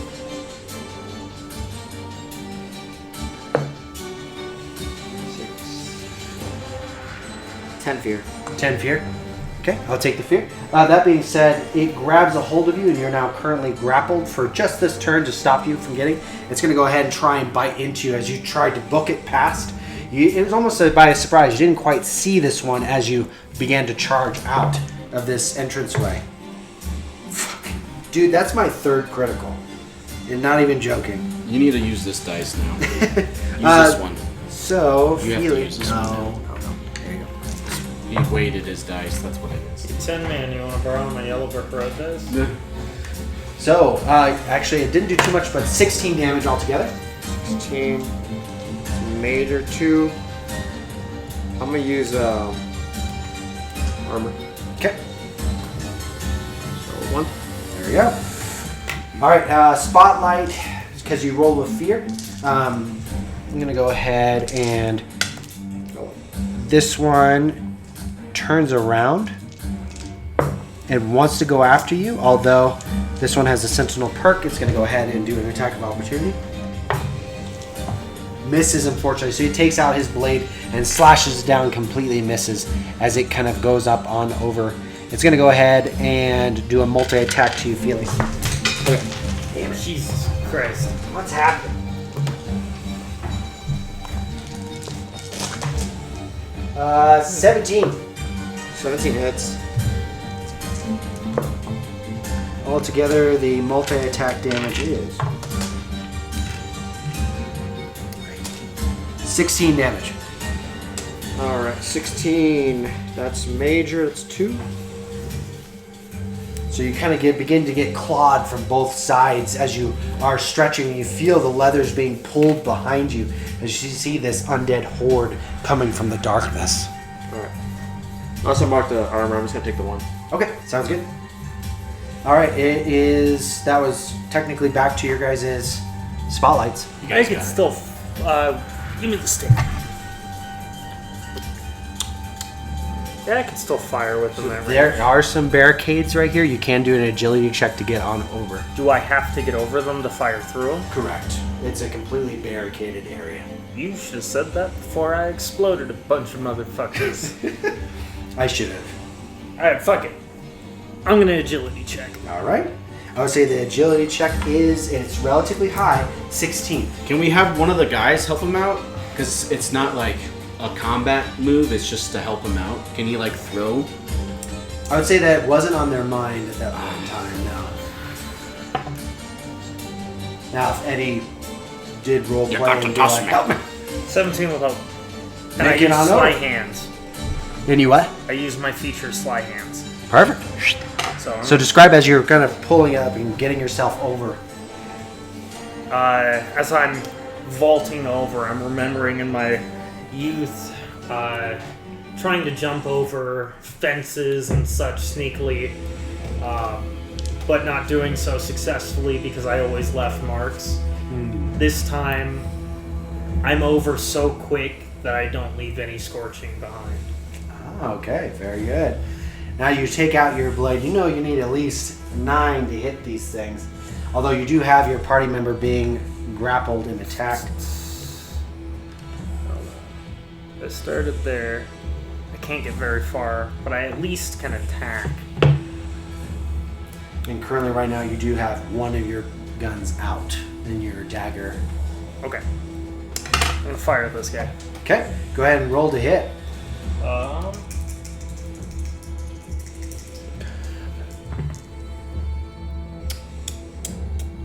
You said I needed a 9. Correct. Call it a 12. It hits. Go ahead and roll damage. 12 of fear. What is it? It's just one gun? Yeah. Are you using Whirlwind? Yeah, well, because Yes, he I has am. a dagger. I am using Whirlwind. Nice. So that's unmarking a hope. I think, is it up to 2 enemies, or I don't remember. It's every enemy. He has Whirlwind somewhere in there. I know my Whirlwind's slightly wrong, but it gets it. All targets within very close range. Yeah, so it's everyone. Here, he's getting the brunt of it, and then everybody's taking half. Yeah. I did the circle. Or, How yeah. about this one? Yeah, I yeah. looked at it all. Yep. I thought it through. It's the DM's fault. I can do this. Well, I think we definitely need it because we're getting our asses beat. Oh shit! I didn't roll for ignition because I'm still ignited. Oh well, it died anyways. Technically, they would be lit on fire, but that's 12, 16, 18. 18 damage. Right. Hold on. 24. 24 damage. Damn. So that is severe, taking 4 HP off. They are caught on fire and looking rough. All of them are on fire. And in their turns, they're probably going to disintegrate. Potentially, it's still your guys' spotlight. Or no, is that everyone's? That's No, I still have mine. my spotlight, and I'm out of bullets. Can we get Zephyr in there to help? There, it's currently blocked by a creature. Yeah, can he attack the creature? He used his turn. 'Cause the creature- he moved. That was his turn. He tried to get. I as thought that far was as the he could. last spotlight, so then it switched, and now we're all able to go again, including him. I don't know if it. Yeah, because you moved him, and then we switched. Then you had the Genasis go, and then you had the creatures go. I would say that's right. I would notice that I think Zephyr in this moment, if that's the case, I would actually charge for it and try and hit this thing. That's fair. Just because there's 3 of them. So Zephyr charges on forward with his 2 blades. Wait, what did I do that with? I gotta do this. They're all really weak now, right? Because of our critical. Yeah, because you're critical. I unfortunately missed though. So he went to go ahead and slash that one, and he missed. All right. I think that is your guys' turn, correct? No, I still can go. Oh yeah, you can go. Well, this thing's in front of me, so.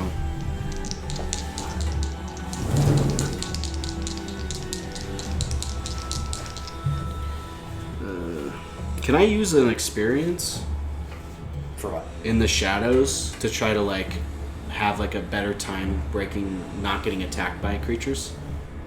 No. Oh, I mean to be grappled. Just in general, yeah. I would say yeah. If you want to use an experience like that, if you know a creature has the ability to grapple, all of these creatures do. no, only the blue ones have the ability. Yeah, these ones, right? No, well, they have the sentinel feet. These do not.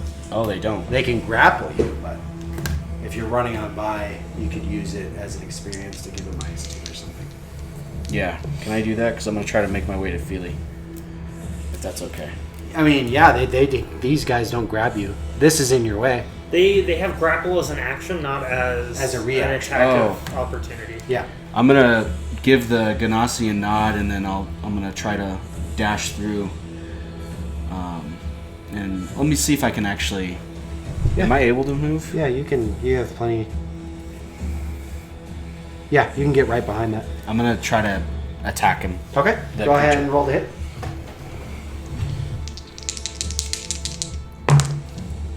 Nope. What'd you get? I got 5 with hope. Okay. So you charge on into this room. You see this elven archer, this beautiful marble statue, and you notice right at the entranceway, you kind of skid down as you're beginning to book it as fast as you can and try and slash out, but unfortunately miss. Okay. It is now my spotlight. These creatures begin to charge over. They initially got lit up by Eddie, so they are very focused on Eddie. This one comes on up over to you. It's going to go ahead and try and strike. That is very cocked. Oh no. First one misses entirely. Takes 2 damage. Nice. That one... Because these got half damage. Okay, so 2 damage. Cool. This one comes on over and begins to strike. 12. 12 hits. 12 hits. Okay. So this one lashes out at you.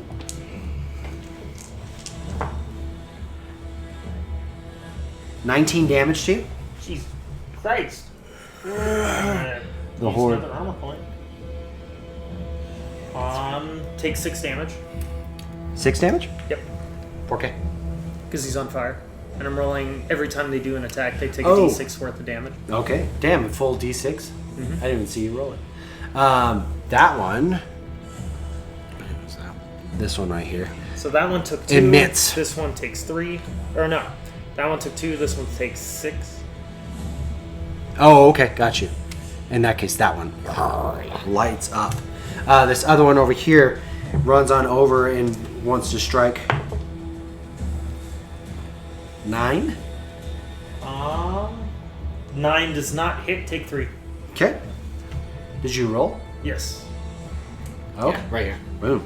I saw him roll. Cool. 3 damage. So that one's okay. This one takes the place of its fallen brethren. 12. Hits. Take 2. Take 2. Okay. That one was the one that you hit initially. So, well, it still does the damage. It still does the damage. But it does ignite and die because that was the one that you had the actual damage to. How much damage? So you take. That is caught. 12 damage. Yosh means it beats it. I'm gonna use another armor slot. Actually, no, I'm not. I'm gonna use one of my Damn, they are. vitalities. Very good. The next one comes on up, and you're just noticing these kind of like, as each are slashing at them, some of them just burst into flames. You see Eddie kind of defending him off and shooting as he's getting engulfed by these creatures. 12 again. Meets it, beats it. Take 5. Okay, that one. It's like literally 13 damage. You're getting ate up, but you're doing Yeah, damage. he's just gonna, as they're kind of clawing at him, every time that they bite, they kind of just begin to burst into flame off of him. This one.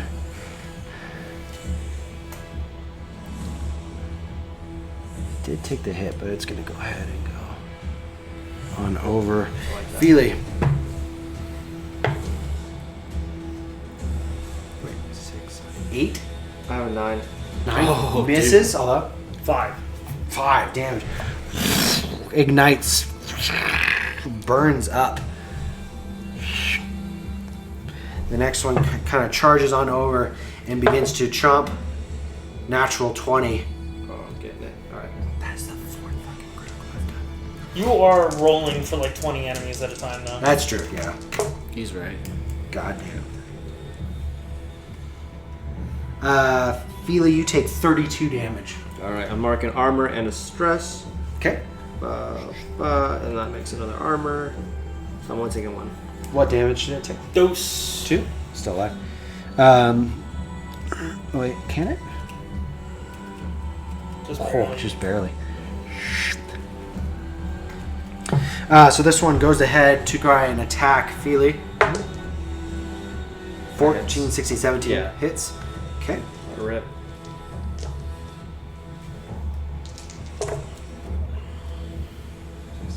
At least you can do your 10 AoE. damage. 10? Yeah, okay, just 1.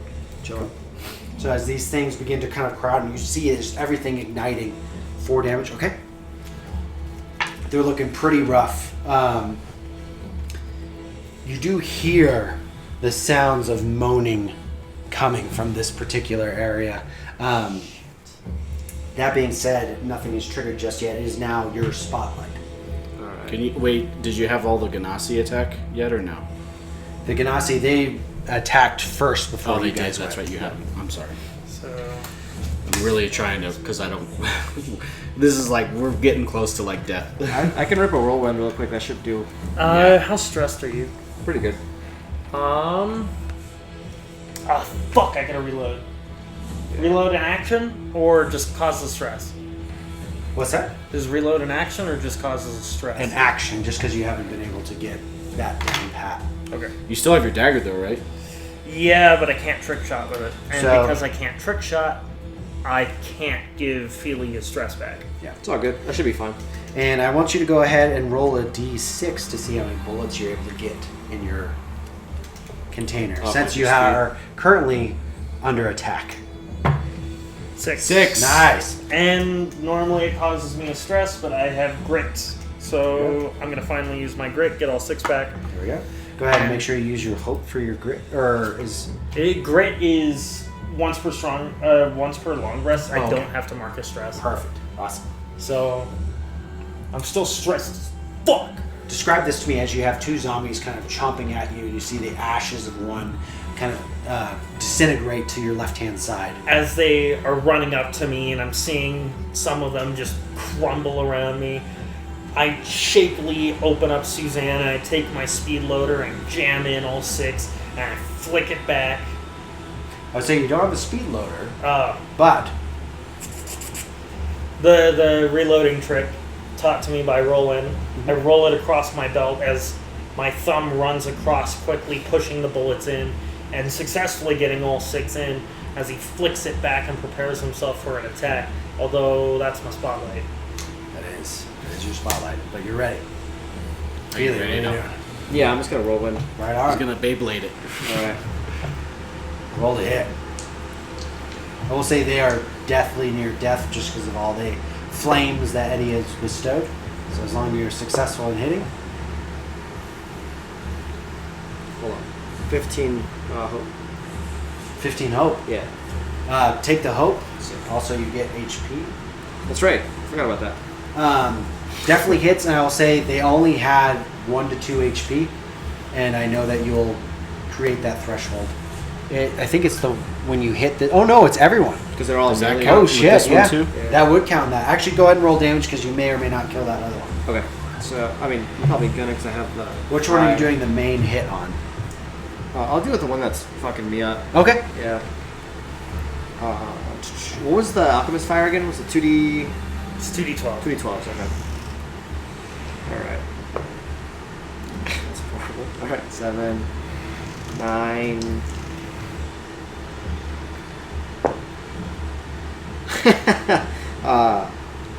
9 plus 5. Do you count 14. strength too? As whirlwind? Does it count? I already added it. Okay. Yeah. How much damage? 15. 15. Go ahead and describe it to me for that whole group. Sick. Badass.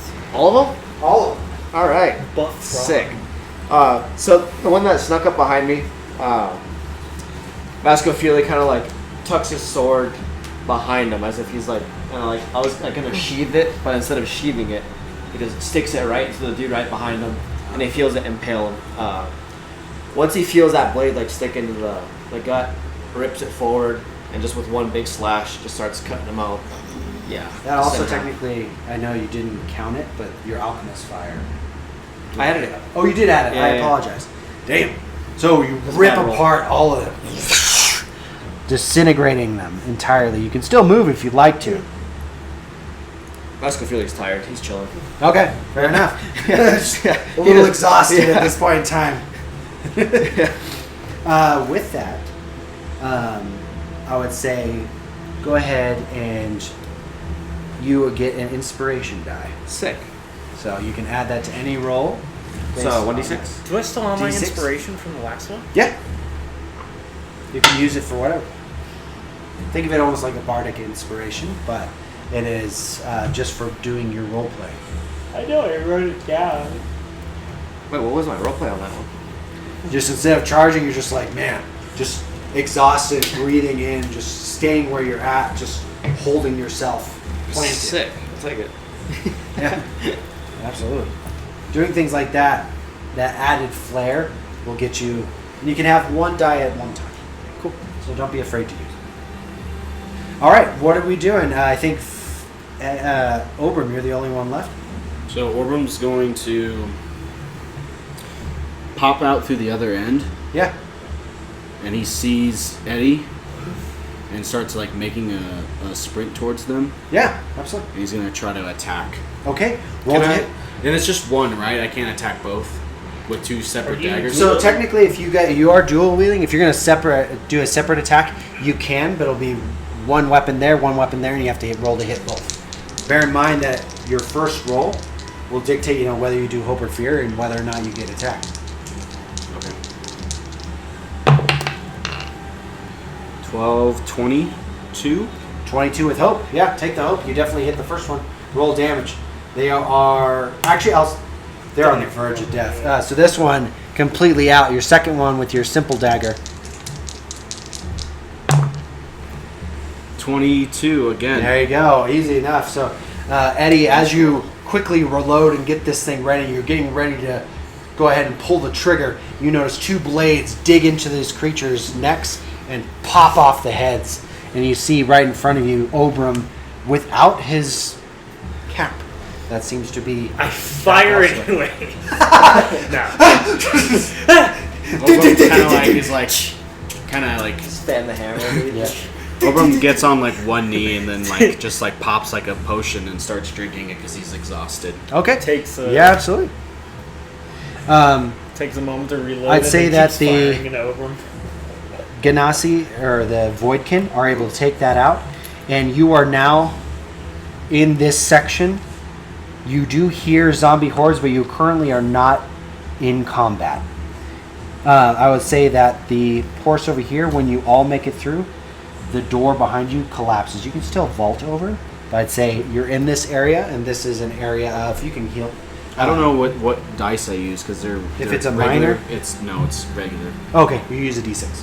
D6. Okay. All right, so you now are out of combat. Yes. You notice this different area entirely. You're past the Elven runes.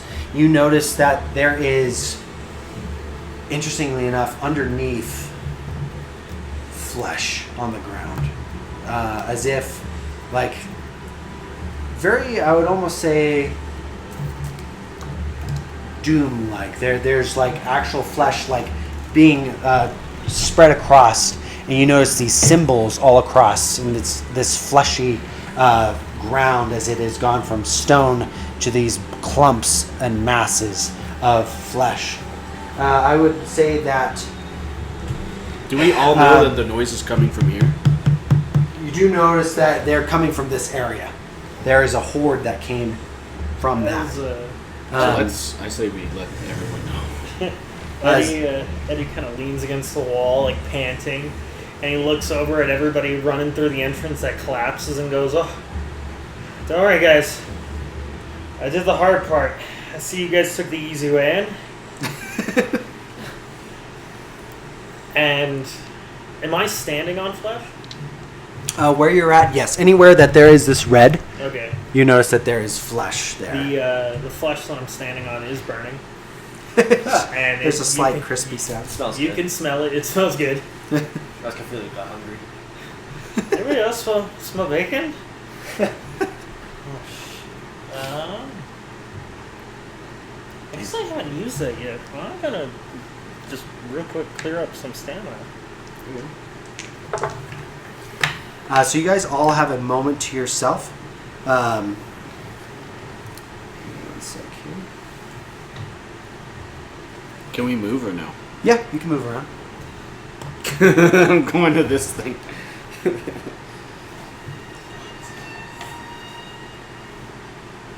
Negotiating terrors. You notice that Zephyr takes a kneel down and he's examining the flesh. With a 16 with hope, he looks over at Felely and he takes out a dagger from his hip and cuts the flesh onto the ground, and he brings it on over to you. Doesn't this look familiar? And he holds it up, and you notice a carving into flesh where there is blood kind of dripping from it, and all the runes and things of that nature, everything that is depicted onto the ground,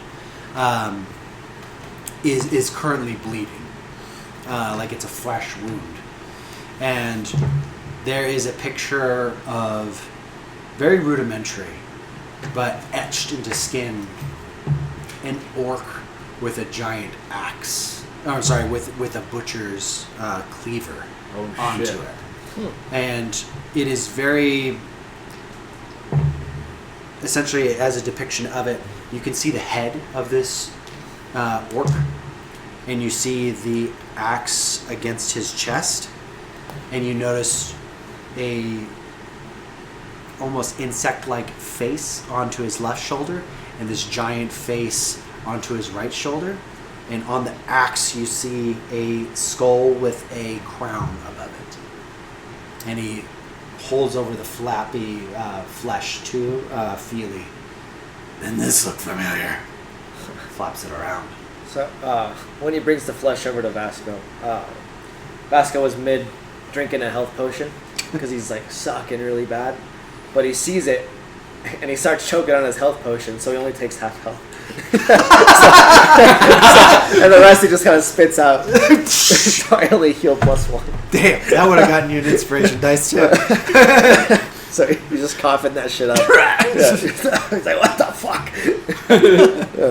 Then where the fuck did you find that? It was over by the left-hand side. You notice he was over here while investigating. Do we notice? You notice that one of the Void Genasi, the one with the mohawk, this is a tradition of the Calling King. I have seen these imprints just like the one that you had. He makes marks and tarnishes of flesh in particular. It's something that we just started seeing in the Void Realm.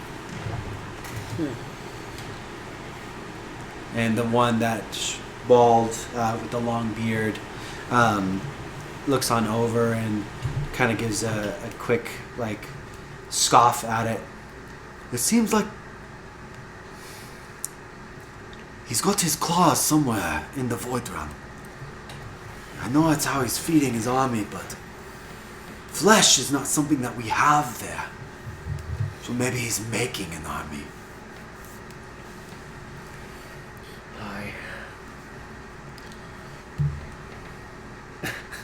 You can flip it. God damn it.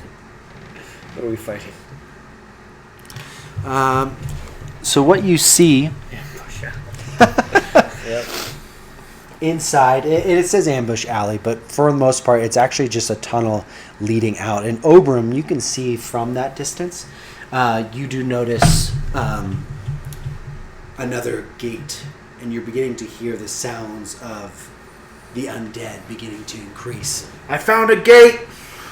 I hear the voices of the undead! As you charge out. Fuck.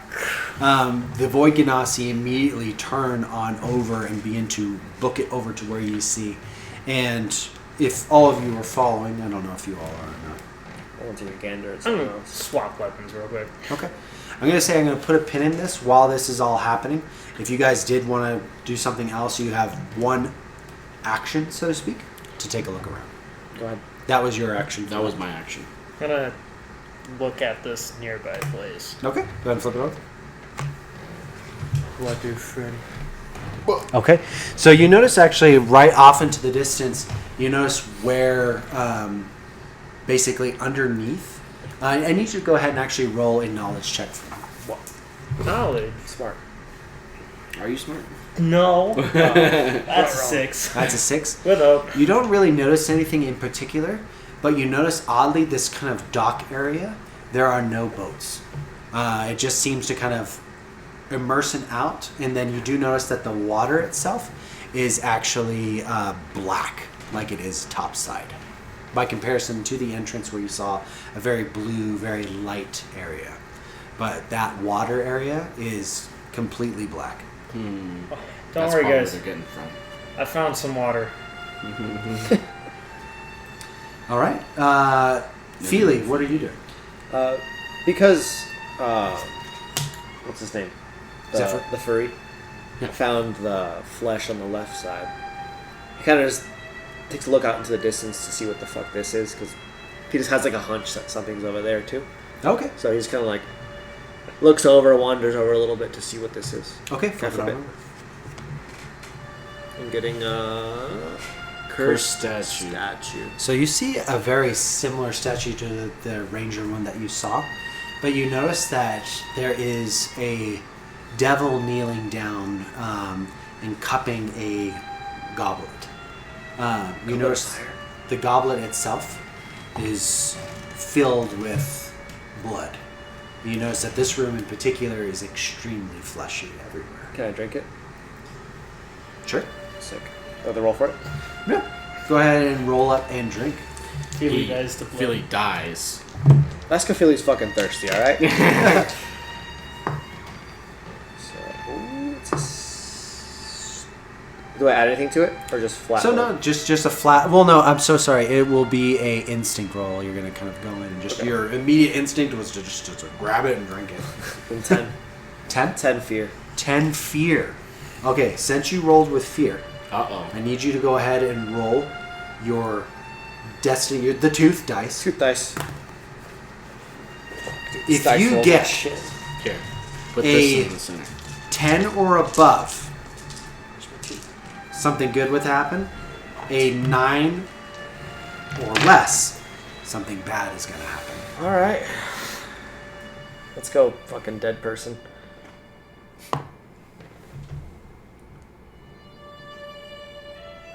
That is a 9 flat. A 9 flat, something bad happens. Fuck. Feely, as you chug it back and you drink this blood, your HP is fully healed.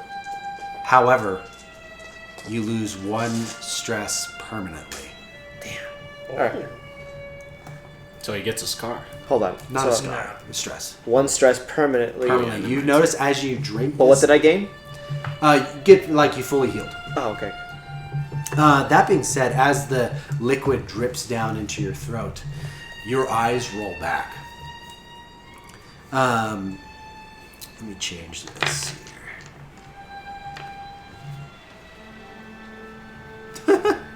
Da-da-da-da. Damn.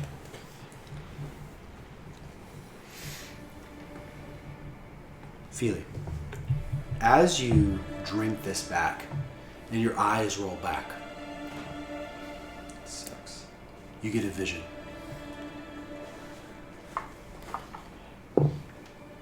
You see thousands of skeletal hands in this giant, almost ocean of a place. And you notice stars glistening in the water and a giant moon in the center of the sky. you notice that as you're standing before this and all these skeletal hands begin to kind of grip at you and grip at your chest and your armor and almost trying to pull you down to join the legions of the undead. You're staring directly at this moon and you're noticing this eclipse happen. You notice as it fully engulfs this eclipse, the sky turns red. And when that happens, you notice that creatures of the undead begin to emerge out of this lake that is made of stars. You see this giant bone dragon and climb over this mountain, and you notice that thousands of skeletal undead creatures beginning to crawl up out of the water. You notice that stars begin to kind of fall out of their eye sockets. You see a giant undead creature very akin to what you fought at Illidan's Gate come out.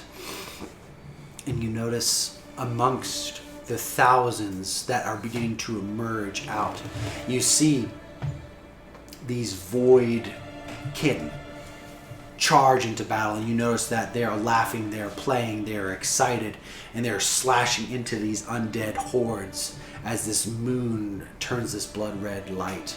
And it is the only light source, so as the red moon emerges, everything is red. The stars beneath your feet as you're getting gripped on down. I need you to roll a knowledge check in this. No, instinct. I'm going to say instinct. All right.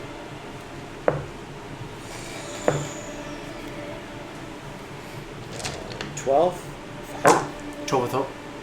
In the undead horde, with a 12, specifically with hope, which you can take. You recognize past the dragon, this undead skeleton dragon, past the giants, past this horde that are emitting out. You stare off into the distance, and it's as if you zoom in directly. With a 12 with hope, you see the spider-like woman that attacked your family crawling on a cliffside, moving quietly. And you see her not looking around because she cannot see, but she's examining the area curiously. And it zooms back, and you immediately get sucked into your body as you're being pulled down it from this dream. And you look up, and you're immediately your head cradled. You see this giant creature with long black hair, elongated jaw out, thin, bony. The creature that you saw as you chucked the music box off to the side that came out of the room. You see it holding onto you, and you notice right underneath its jaw a tongue kind of coming out right under here, dangling as it looks down at you, and your eyes meet it, and you see blue flames emit from its eyes. And you hear, not from its mouth, but in your mind, "He's watching you." And you wake up unconscious in this room. Shit. Damn. I mean, yeah, Vascophila is a frog, so typically his skin is, moist and damp. But right now, it almost feels like chapped lips across his entire skin. He's just like the most drained he's ever felt in his life. He's panicked. His eyes are dilated. He doesn't really know what the fuck just happened, what he just saw. He's just kind of trying to take it in, trying to recover. He's crawling on the floor back to his party. Okay, you make it back to the party. I would say everyone's action technically is done at this point in time. You do notice the one with the long beard turns over to you. "Are you right, little one?" Hey, don't worry about it. He just brushes him off. He's stumbling. He looks totally delirious. but he's just trying to tough it out. Zephyr does take note. He doesn't intervene, but he does notice, and you can kind of tell as you're stumbling that he does have an eye on you, but he keeps his arms crossed, and he's examining some of the runes that are on the ground that are etched into the actual flesh itself. We're back over to you. You had let out that this is the portal. I would say at this point in time, stumbly, clumsily, you all make your way towards where this portal is.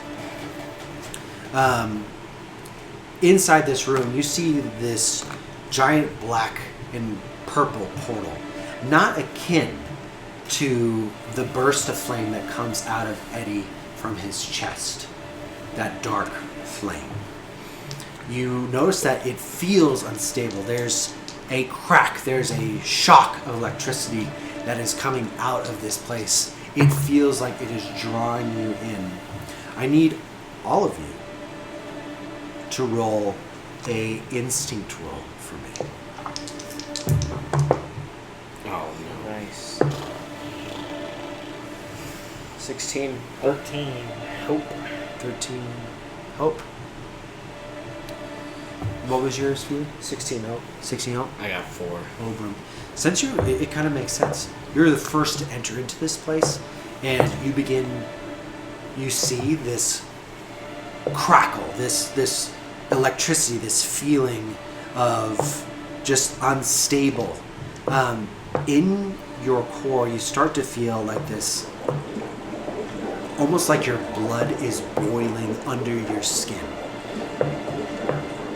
And it begins to kind of, you feel as you get closer and closer, and almost as if you are wandering towards this dark light, your chest begins to kind of bubble and boils begin to kind of pop up, and you kind of boil bursts, and you go ahead and take 4 strictly HP damage. Fuck.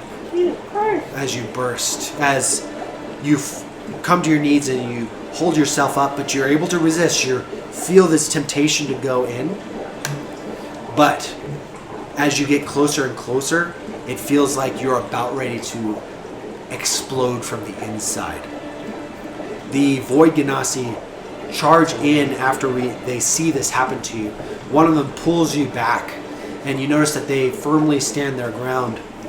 And you hear, as this chaos begins happening, this electricity, this almost a thunderstorm coming out from this void gate. They turn over to you, and you begin to see, for the first time, this look of panic in one of their eyes. We need to seal this gate immediately. What do we have? And the 4 of them begin to kind of go across and look into like what they have on them. Is there any mechanisms on the gate? Can we see? Go ahead and roll a knowledge check for me. Does anyone want to offer me hope? Yeah. Send it. Yeah, I got you. I have Thank you. all hope right now. Oh, Yeah. Or just one. 9. Plus 4? 4, 10, 11, 12, 13. 13. You're taking a look around, looking, and you see the panic in their eyes. And you see as this begins to get heavier, darker, the room itself feels as if there is no, light is absent at this point in time. It feels as if the light from your own body is draining from you. Eddie, you notice the flames that you have are beginning to pull towards it, and you notice that part of you is beginning to pull away the flames from yourself, and you're seeing the meteorite underneath your skin. This now starts a timer. That was your first action. You have 3 more actions to figure out how you're going to close this gate. Can I inspect the armor I'm wearing? See if there's any correlation? You may, absolutely. Just instinct or knowledge or instinct or what? It would end up being, I'd say, a knowledge check. You're analyzing. I can give you hope. Is that okay? Please. If you can. Is that okay or no? You can, absolutely. You spend the hope. Nice. 12, 17. +4. Well, 16 because I'm retarded. +4, so 20. Dirty 20. Dirty 20. So taking a look, seeing if there's any correlation at all, you notice that on the bands that are actually digging into your shoulder blades right now, you do notice similar symbols. You're not entirely sure what they mean, but you notice that on both symbols that they are present. What are you doing with that knowledge? We are down now to 2. Oops. Eat the day. Don't eat the day. You begin hearing something very particular, and I would almost say that, Eddie, you particularly understand the cogs and things of that nature. You begin hearing something from in the void, specifically a mechanical sound, gearing, shifting, things are happening on the other side. What are you doing with this knowledge? I'm thinking. Okay. My Scofield is a little dumb. Takes a So, second. you both have used your actions, Yeah. but you can still contribute to what Eddie does. I can hear machinery on the inside. Can I target it on sound alone? Might be able to if you wanted to, if that's one of your actions. Got it. What are you doing? I can't read the symbols. The Voidkin can, right? Yeah, you can go ahead and ask. Yeah. Good, take the time to ask. Oi, Grayskin. What the fuck do these mean? Grayskin. He looks on over at you and he looks at it. It points out it's like the same shit. Trying to like motion towards them. Yes. He looks down at you and he's like, blood. We need blood. Oh, I drank it all. The ground has blood, right? Oh, just Outside, I mean, there is flesh that has symbols and things of that nature. ask him. Can I cut myself? Can we ask Zephyr? Zephyr? is the He's the blood guy. he's the blood guy. Not to give himself the blood, but is there like any way we can? Maybe if blood's the answer, maybe. I don't know how it's seal. I'm not arcane, but I do know blood, and I can use some of it. I say, Bas, can I just slash my hand and rub it on my fucking on my symbols on my armor? You can. See if that does anything? I'll still keep that as your action. Absolutely. Cool. So you go ahead and do that. You rub it on there, and you do notice. I need you to go ahead and take 1 HP. Yeah. You do notice that they begin to emit, and by proxy, even though this is a completely dark area, you notice one of the digits glow red. One of the digits. Out of how many? Out of 5. Go ahead and stab. Yep. And you do notice that when you rub that, it does glow. And then sucks into the void and basically makes the letter. Okay, so I'm gonna cut myself. Okay. And rub it on his armor. I see with like 5 blood offerings. 5. Okay. Take 1 HP. You notice that as you rub it on Felely's armor, it begins to glow again and then emits the second digit. I would say that brings us down to 1. Eddie, you still have an action. Well, we're gonna Do I lead? Yeah. You could just shoot somebody else. Everybody line up. Get. Um, You do know that the blood seems to be doing something. You do hear these gears turning on the other side. Well, if we don't have enough time then, because it's already down to 1 action. Because you said that if I did it, or if he did it, then the ruins and all that stuff. We don't know what's gonna happen. Maybe just spawn more enemies and we could still close the gate. Who knows? What is your final decision, Your Eddie? choice. I'm trying to think because I'm fighting the urge to just shoot at whatever might be lying on the other side with what could be the strongest thing I can pull off right now. Or I can make a blood sacrifice. Well, the Voidkin are like panicking right now, and they don't ever really panic when it comes to this stuff. Saying that we need to close the gate. So I'd save your attack just in case we do need it later. Yeah. Saves me from having to reload the damn thing. Fuck it. I take out Tiamat's dagger and I slice the top of my forearm and I slap Felely on the back of it. You notice that when you do that, and I would say that so does take 1 HP, and so does Zephyr. So that lights up another symbol. And Zephyr, because he can control blood, he's going to go ahead and use 2 of his HP to get the rest of it. So he takes a big gouge out of his forearm. You do notice that as this happens, and these symbols begin to kind of light up this red aura, I need you all to once again roll the final roll of, I would say, a strength roll. God damn it. Yeah, fellas, that's a crit. I lied though. It's a 14 without. 14 without? 9 hope. 9 hope? 5. 5. With fear. With fear. I would say that the 2 of you, that sensation of boiling blood begins to kind of overwhelm you, and boils begin to kind of pop out. Felely, you feel this particularly in your stomach. You end up taking, the 2 of you. Where's my D4? Oh. 2 HP. I am dead. Oram, you collapse. When Okay. this happens, and the blood comes out in kind of almost like mist, floats on over, and you notice that it fills in the rest of the symbols itself. And it immediately begins to shift. It begins to, a wind begins to kind of pick up behind you.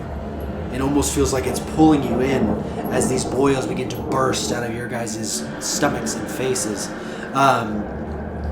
And just for a second, as it begins to shift and crack into place and begins to kind of almost cave onto itself, you hear distinctly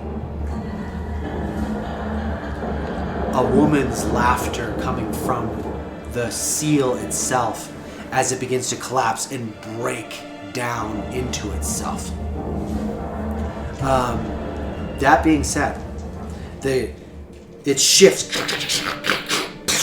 and sucks into itself and bursts out immediately, and everyone gets thrown back. But for some reason, this room, even Eddie's flame that reattaches to himself as he was trying to be drawn in, he emits no light. This room is permanently in a form of stasis. Oram, when you fall, I need you to go ahead and roll your hope and fear dice. This is whether or not you take a scar or not. Can I cauterize his wounds? for a health? No, unfortunately. Nice. Nope. Oh, I thought that was a 1. You take a scar once again.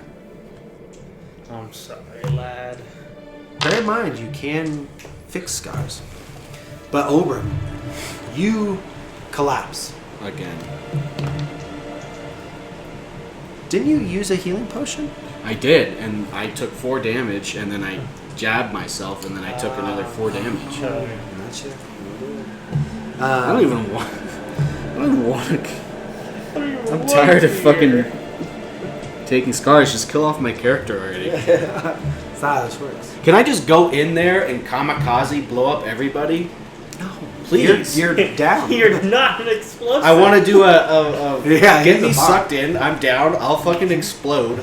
I know I'll you're get frustrated, but this is part of the game. No. Remember how your resources... I'm risking it all, No, Sean. you can't. Let me do You it. already did it. So, GM won't let me. yeah, well, there's nothing to risk at all. So that being said, Oram, as you go ahead and end up giving yourself to this gate. Not by choice. As you fall down to your knees and you look past it, you see into this gate. Inside, you alright? No, I'm pissed. It's just a game. You look on the inside and you notice, as if you can see directly through the gate, you notice inside this gate machines, you notice gears, you notice cogs, you notice things happening. You see electricity and thunder and lightning, and the sky is this deep red. Clouds emitting everywhere over this almost mechanical fortress. You notice the ground itself are grates, and you notice that under the grates that are there, you see the undead climbing at it, pulling itself over, and you notice that they're trying to reach out, and you almost spiritually fly through this particular area, and you see a woman with dark red hair, her eyes white, and you notice her skin almost a deathly gray, darker shade than what the Void Genasi are. You notice her looming over a figure. You see a knight in silver armor, and she's almost wrapping her arms around this knight. And you notice her hands cupping his jaw, and you notice he's not wearing a helmet. You notice a half-orc, black hair, red eyes, tusks coming out, and she's cupping him as if a lover would. And he has a giant silver axe in between his feet, and he looks at you. And you notice that as she's holding him and he's looking at you, he frowns and reaches out for you, and she immediately looks at him I reach out. and then looks No, I reach over. out. Nope. Go ahead and do a agility roll. Kiss it. Kiss it. Kiss it. I'm not kissing your Please. tongue. Yeah, he's been juggling around. Oh, baby. Nat. Wait, it's not. I thought I got excited. Oh, a 6 and a 9. How much is that? Plus 3. So 9, 10, 11, 12, 13, 14, 15, 16, 17, 18. 18. See? 18. Worked if you kissed it. All right.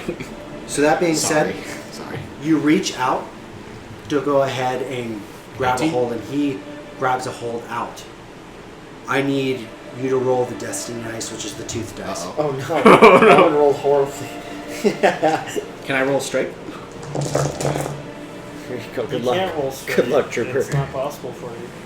You're right. I haven't been hitting the gym. I'm just kidding.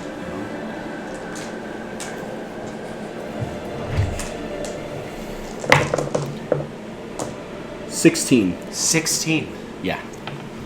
So you reach out. When you do, a spectral form of your hand, you notice going out towards this individual, and he reaches out towards you, and your hands grasp.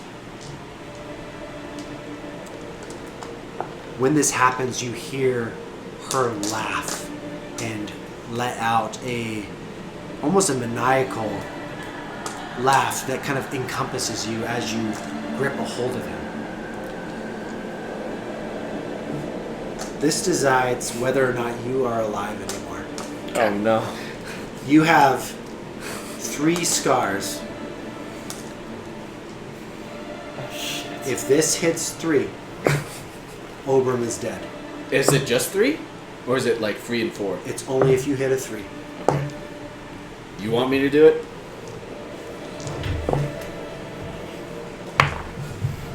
4. So, you reach out and grab this individual, and he reaches. When it does, you clasp hands, but you hear the laughter amongst you. I grip harder. You hear the voice of this woman whisper into your ears. Oh, little shell. Little shell. What will you become when I'm done with you? I'll see you soon. You immediately wake up to seeing Eddie cauterizing the wound right above, and you have where one of the boils had burst. You now have an imprint of Eddie's hand that has cauterized that area, and crisping it. And you wake up gasping. What are you all doing? I am sitting there. Eddie's like tearing up as he's like sitting there going, Obi, no. Oram's Not another. To convulse now. You're convulsing? I'm convulsing. Okay. You're convulsing, you begin to shake. Eddie is trying to stabilize you. Anyone know, this is entirely up to you, anyone know any medicine from whatever maybe? No, Hawthorne has... Oh, no, wait. You can make it up and you can tell me how you know how to stabilize someone. Can I try something? Yeah. I have my idiot savant experience. Okay. Could I just try some bullshit? Just tell me what the bullshit is. Yeah. Picks up some flesh around. He's like, this will work. So he's convulsing, right? Yeah. Vascophilia has seen that when someone's having like some sort of like attack or whatever. Yeah. You've seen people just do like a sternum rub. Oh, okay. And like, it makes people like kind of like react and kind of like come to. Absolutely. I want you to go ahead and roll an instinct roll for me. This is just something, and you can use your experience. Okay. So it'll be plus 2. I'm done. Oh. Oh wait. Yeah. For my experience, so I have a +2 on experience. Yeah. Does that just add that to this roll? Yep. Okay. Absolutely. You'll use a hope for it. 6, 12, 12. and then Plus use a hope 2. for this. So what's 12 with that plus 2? Oh, 12 with that? Okay, absolutely. I would say that you're able to stabilize Oram between the cauterized wounds and you being able to almost kind of jumpstart his heart. And as you kind of rub in there and get into it, Get in. and the cauterized wound happens. Shit hurts, bro. You ever had a sternum rub? I would say that, Hurts. interestingly enough, the burn from Eddie, your hand, begins to kind of spread and go over his body and kind of crisps up his skin and flesh. After rubbing him, it's as if you're kind of rubbing the top layer of burnt flesh that is on Oram right now.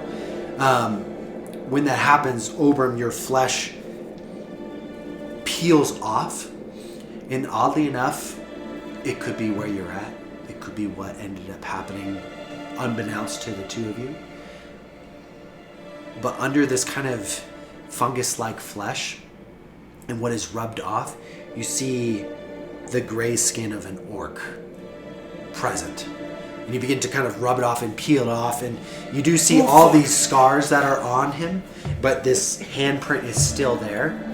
But you may be a fungal, but your physical appearance, as if you got done with a cocoon in an evolution, has peeled away. What you all see is very similar to what he was prior to, and you notice that like he was growing like some of the features that he used to have, but seems to have completely taken a lot of that away. And you see once again a very similar half orc. You can still be who you are as a fungal, just as a heads up.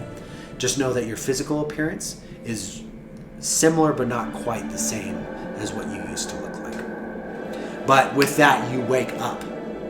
The two were able to revitalize you. You're able to go ahead and gain 1 HP, but you still have the scar that Eddie has, his hand exactly on your shoulder blade.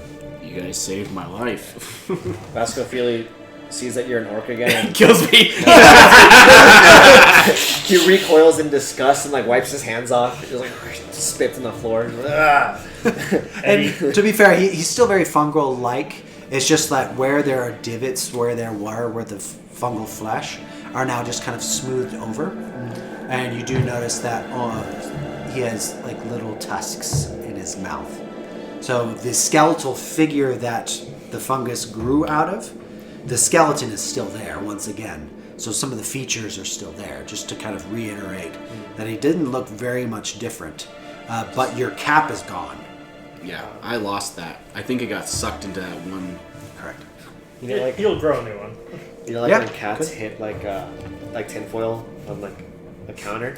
It just jumped. That was Vasco Felely. He just fucking jumps flew up. backwards when he sees that you look more orc-like again. I thought you were gonna. For some reason, I thought you were gonna talk about his cap coming off, referring to it as a circumcision. That's hilarious. I didn't know, dude. I would say that That's a good one. one of the Void Genasi kneel on down. He looks at you as you two have resuscitated. And he looks at you. You were on death's door. What did you see? Hordes of the undead climbing up. Mechanical A structure? structure. And he looks over at the other three. And then a woman. And you do notice, like, each one of them, their tattoos kind of begin to glow. You can tell that they're all thinking in some way, shape, or form. And then as Oram's speaking, he's kind of... Something's happening with his throat. And he's kind of like... His accent's kind of changing a little bit. Okay, your vocal cords are changing. So it's like kind of like this. And then it slightly starts to become a little different. And says there's a woman with red hair, white eyes, I like the accent.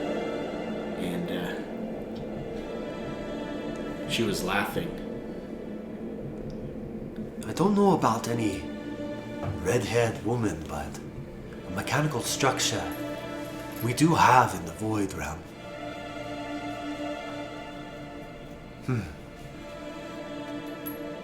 Far dangerous place.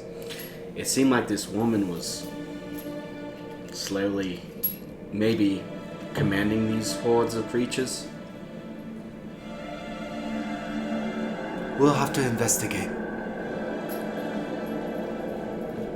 Well, this has been fun. And you can see that a lot of them kind of like get up and seem to be a very cheery bunch. And I know it's getting rather late, so we're going to go ahead and get ready to stop. But one of them approaches Felely, the one with the mohawk, and he gives a bow. If you're ever in the Void Realm, seek me out. I'm Idrid. Vasco Felely does like a, like that Arnold in the Black Dude meme, like. Oh yeah. And they just kind of like clasp hands for a second. War buddies. What's the guy's name? Eastrid. Eastrid in the Void Realm. In the Void Realm. He's a Void. Void. The one that has a beard walks on over, shaved head, tattoos all on the side. He walks on over to Eddie. I knew you look familiar. How so? Last I checked, what was that? And he turns over to the other three. 3 days ago, there was a little meteorite that showed up right outside that place. Oh, that's right. No, it wasn't 3 days ago. It was about 3 months. In the Void Realm, every hour is a day here. Huh. I think I met you when you were tiny. How's Whirlwind. He's the one that took after you, yeah? He's gone. You can see a sorrow look goes over his face. I see.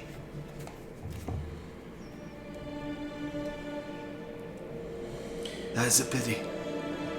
Do you know what happened in our world? Do you know anything about what has happened? The Crawling Kings won, and our world was destroyed. I've heard. I've seen. Yeah. We just recently took back Illidan, but... Sorry, I forgot my accent. Hey, it's something new. Go for it. But we have a way of counteracting the Crawling King's curse. But it hasn't been easy for us. Did you end up using the sacred flame that we gave earlier? Sorry, time's weird for me. We found something better. A relic that emits sacred flame, if you will. We were able to replicate it. Replicate it? Well, that's interesting. Well, I'm curious real quick before you go. How is it on your side? Crikey. Operum of the week. Yeah. Different Oram. I guess so. That being on my side, that structure that you described, new. The Undead Horde, more relentless.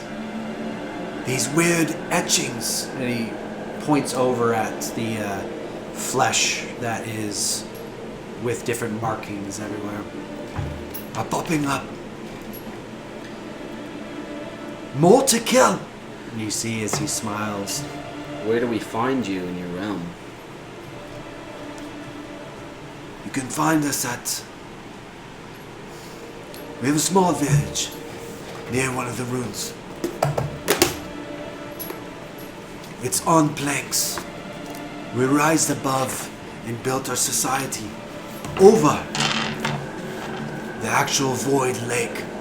How do we get there? Is there like a portal? There's a few portals throughout the world. Okay.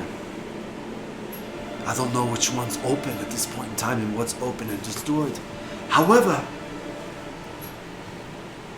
clearly there's a gate that are being opened up. And they require blood.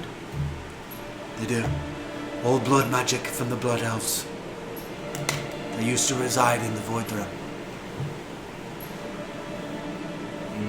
If you find it, come meet us. I'll tell you one thing though. If you fight like you did today, come as soon as you can. These hordes are getting more dangerous and fueled by whatever the Crawling King has. Seems like this is one of the sources of where they're coming from. Is your realm. It does pose a question. I think that will end up sending a scouting party to be able to see if we can go ahead and see what this mechanical structure is. However, when I leave, an hour goes by as a day for you. Things are accelerating rapidly on your end. But just know that we'll try our best to keep things at bay. If it gets too hot, come over to our side. I think No.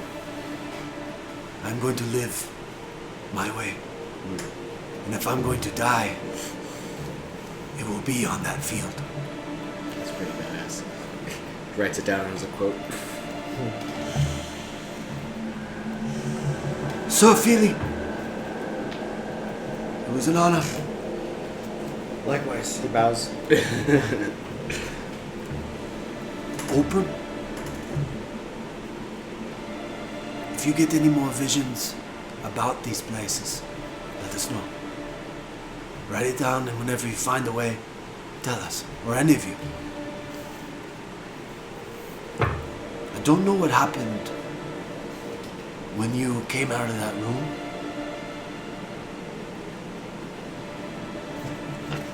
Be careful. And something that did change, Felely, being the reptilian that you are, Amphibian. amphibian, your green skin is now an ashen gray. Orc color. Disgust. I would say it's more akin to like not an orc green or that kind of pale orc look. It's more of like a dark storm gray. Okay. Orc gray. Orc gray. You're turning into an orc? No. Just going touch. I am what I hate! And then the bald one puts his hand on Eddie's shoulder. Eddie kind of shivers as a reaction. And he tells him, I do not have the man enough to do. I know in the Void Elf Castle, Roland's body is still there. I haven't been able to take it from the Void Elves. But if his spirit is gone, his flesh should be laid to rest as well. Dude, Yeah. Side quest. Oh yeah. Write that shit what down. the hell? Write that shit down. Roland's body. Void. We have to recover. Kill a bunch of motherfuckers. Get mad. you notice that the bald one with the tattoos on the side of his head, he takes a stance and grabs a hold of the wall, and he digs his hands into this void rift. And he pulls, and when he does, you notice that all of the tattoos on his body emit a shh. It's hard to tell in this dark room because nothing is really emitting light, but you can see a glow that is shining that purple. And he tears a rift into the actual void realm itself. And he turns to you all and gives a nod, and the four of them enter, and the void realm seals. For the sake of budget, because we're closing out, and based on the initial rule that Zephyr had, you have found evidence that mermen have been doing satanic rituals to create this flesh wall, carving into it to be able to rip open a tear for this undead legion to formulate and get ready to attack. Zephyr expresses his worry that this is not the only settlement this might be happening to. Shit. If this protection, this relic, protects topside, underneath the ground, it is not safe, where that light cannot reach. And that ends tonight's session. Once again, we are Past the Dice. Thank you for indulging us and having fun. We appreciate each and every one of you, and we'll see you next time. Keep that mic on. Oh, mic's on.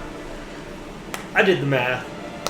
According to your 3 months, if an hour passes, Oh my god. if an hour passes in the void realm is a day in the real realm, and 3 months has passed, Yeah. Eddie is 5 years old. I messed that up. Equivalent to your age. Okay. For lore keep. Yeah. Yeah. So the math has changed. Sorry, everyone. That being said, we'll see you next time, and thanks for taking up. I can't even talk. Thanks for joining us. Bye. Bye. Ah.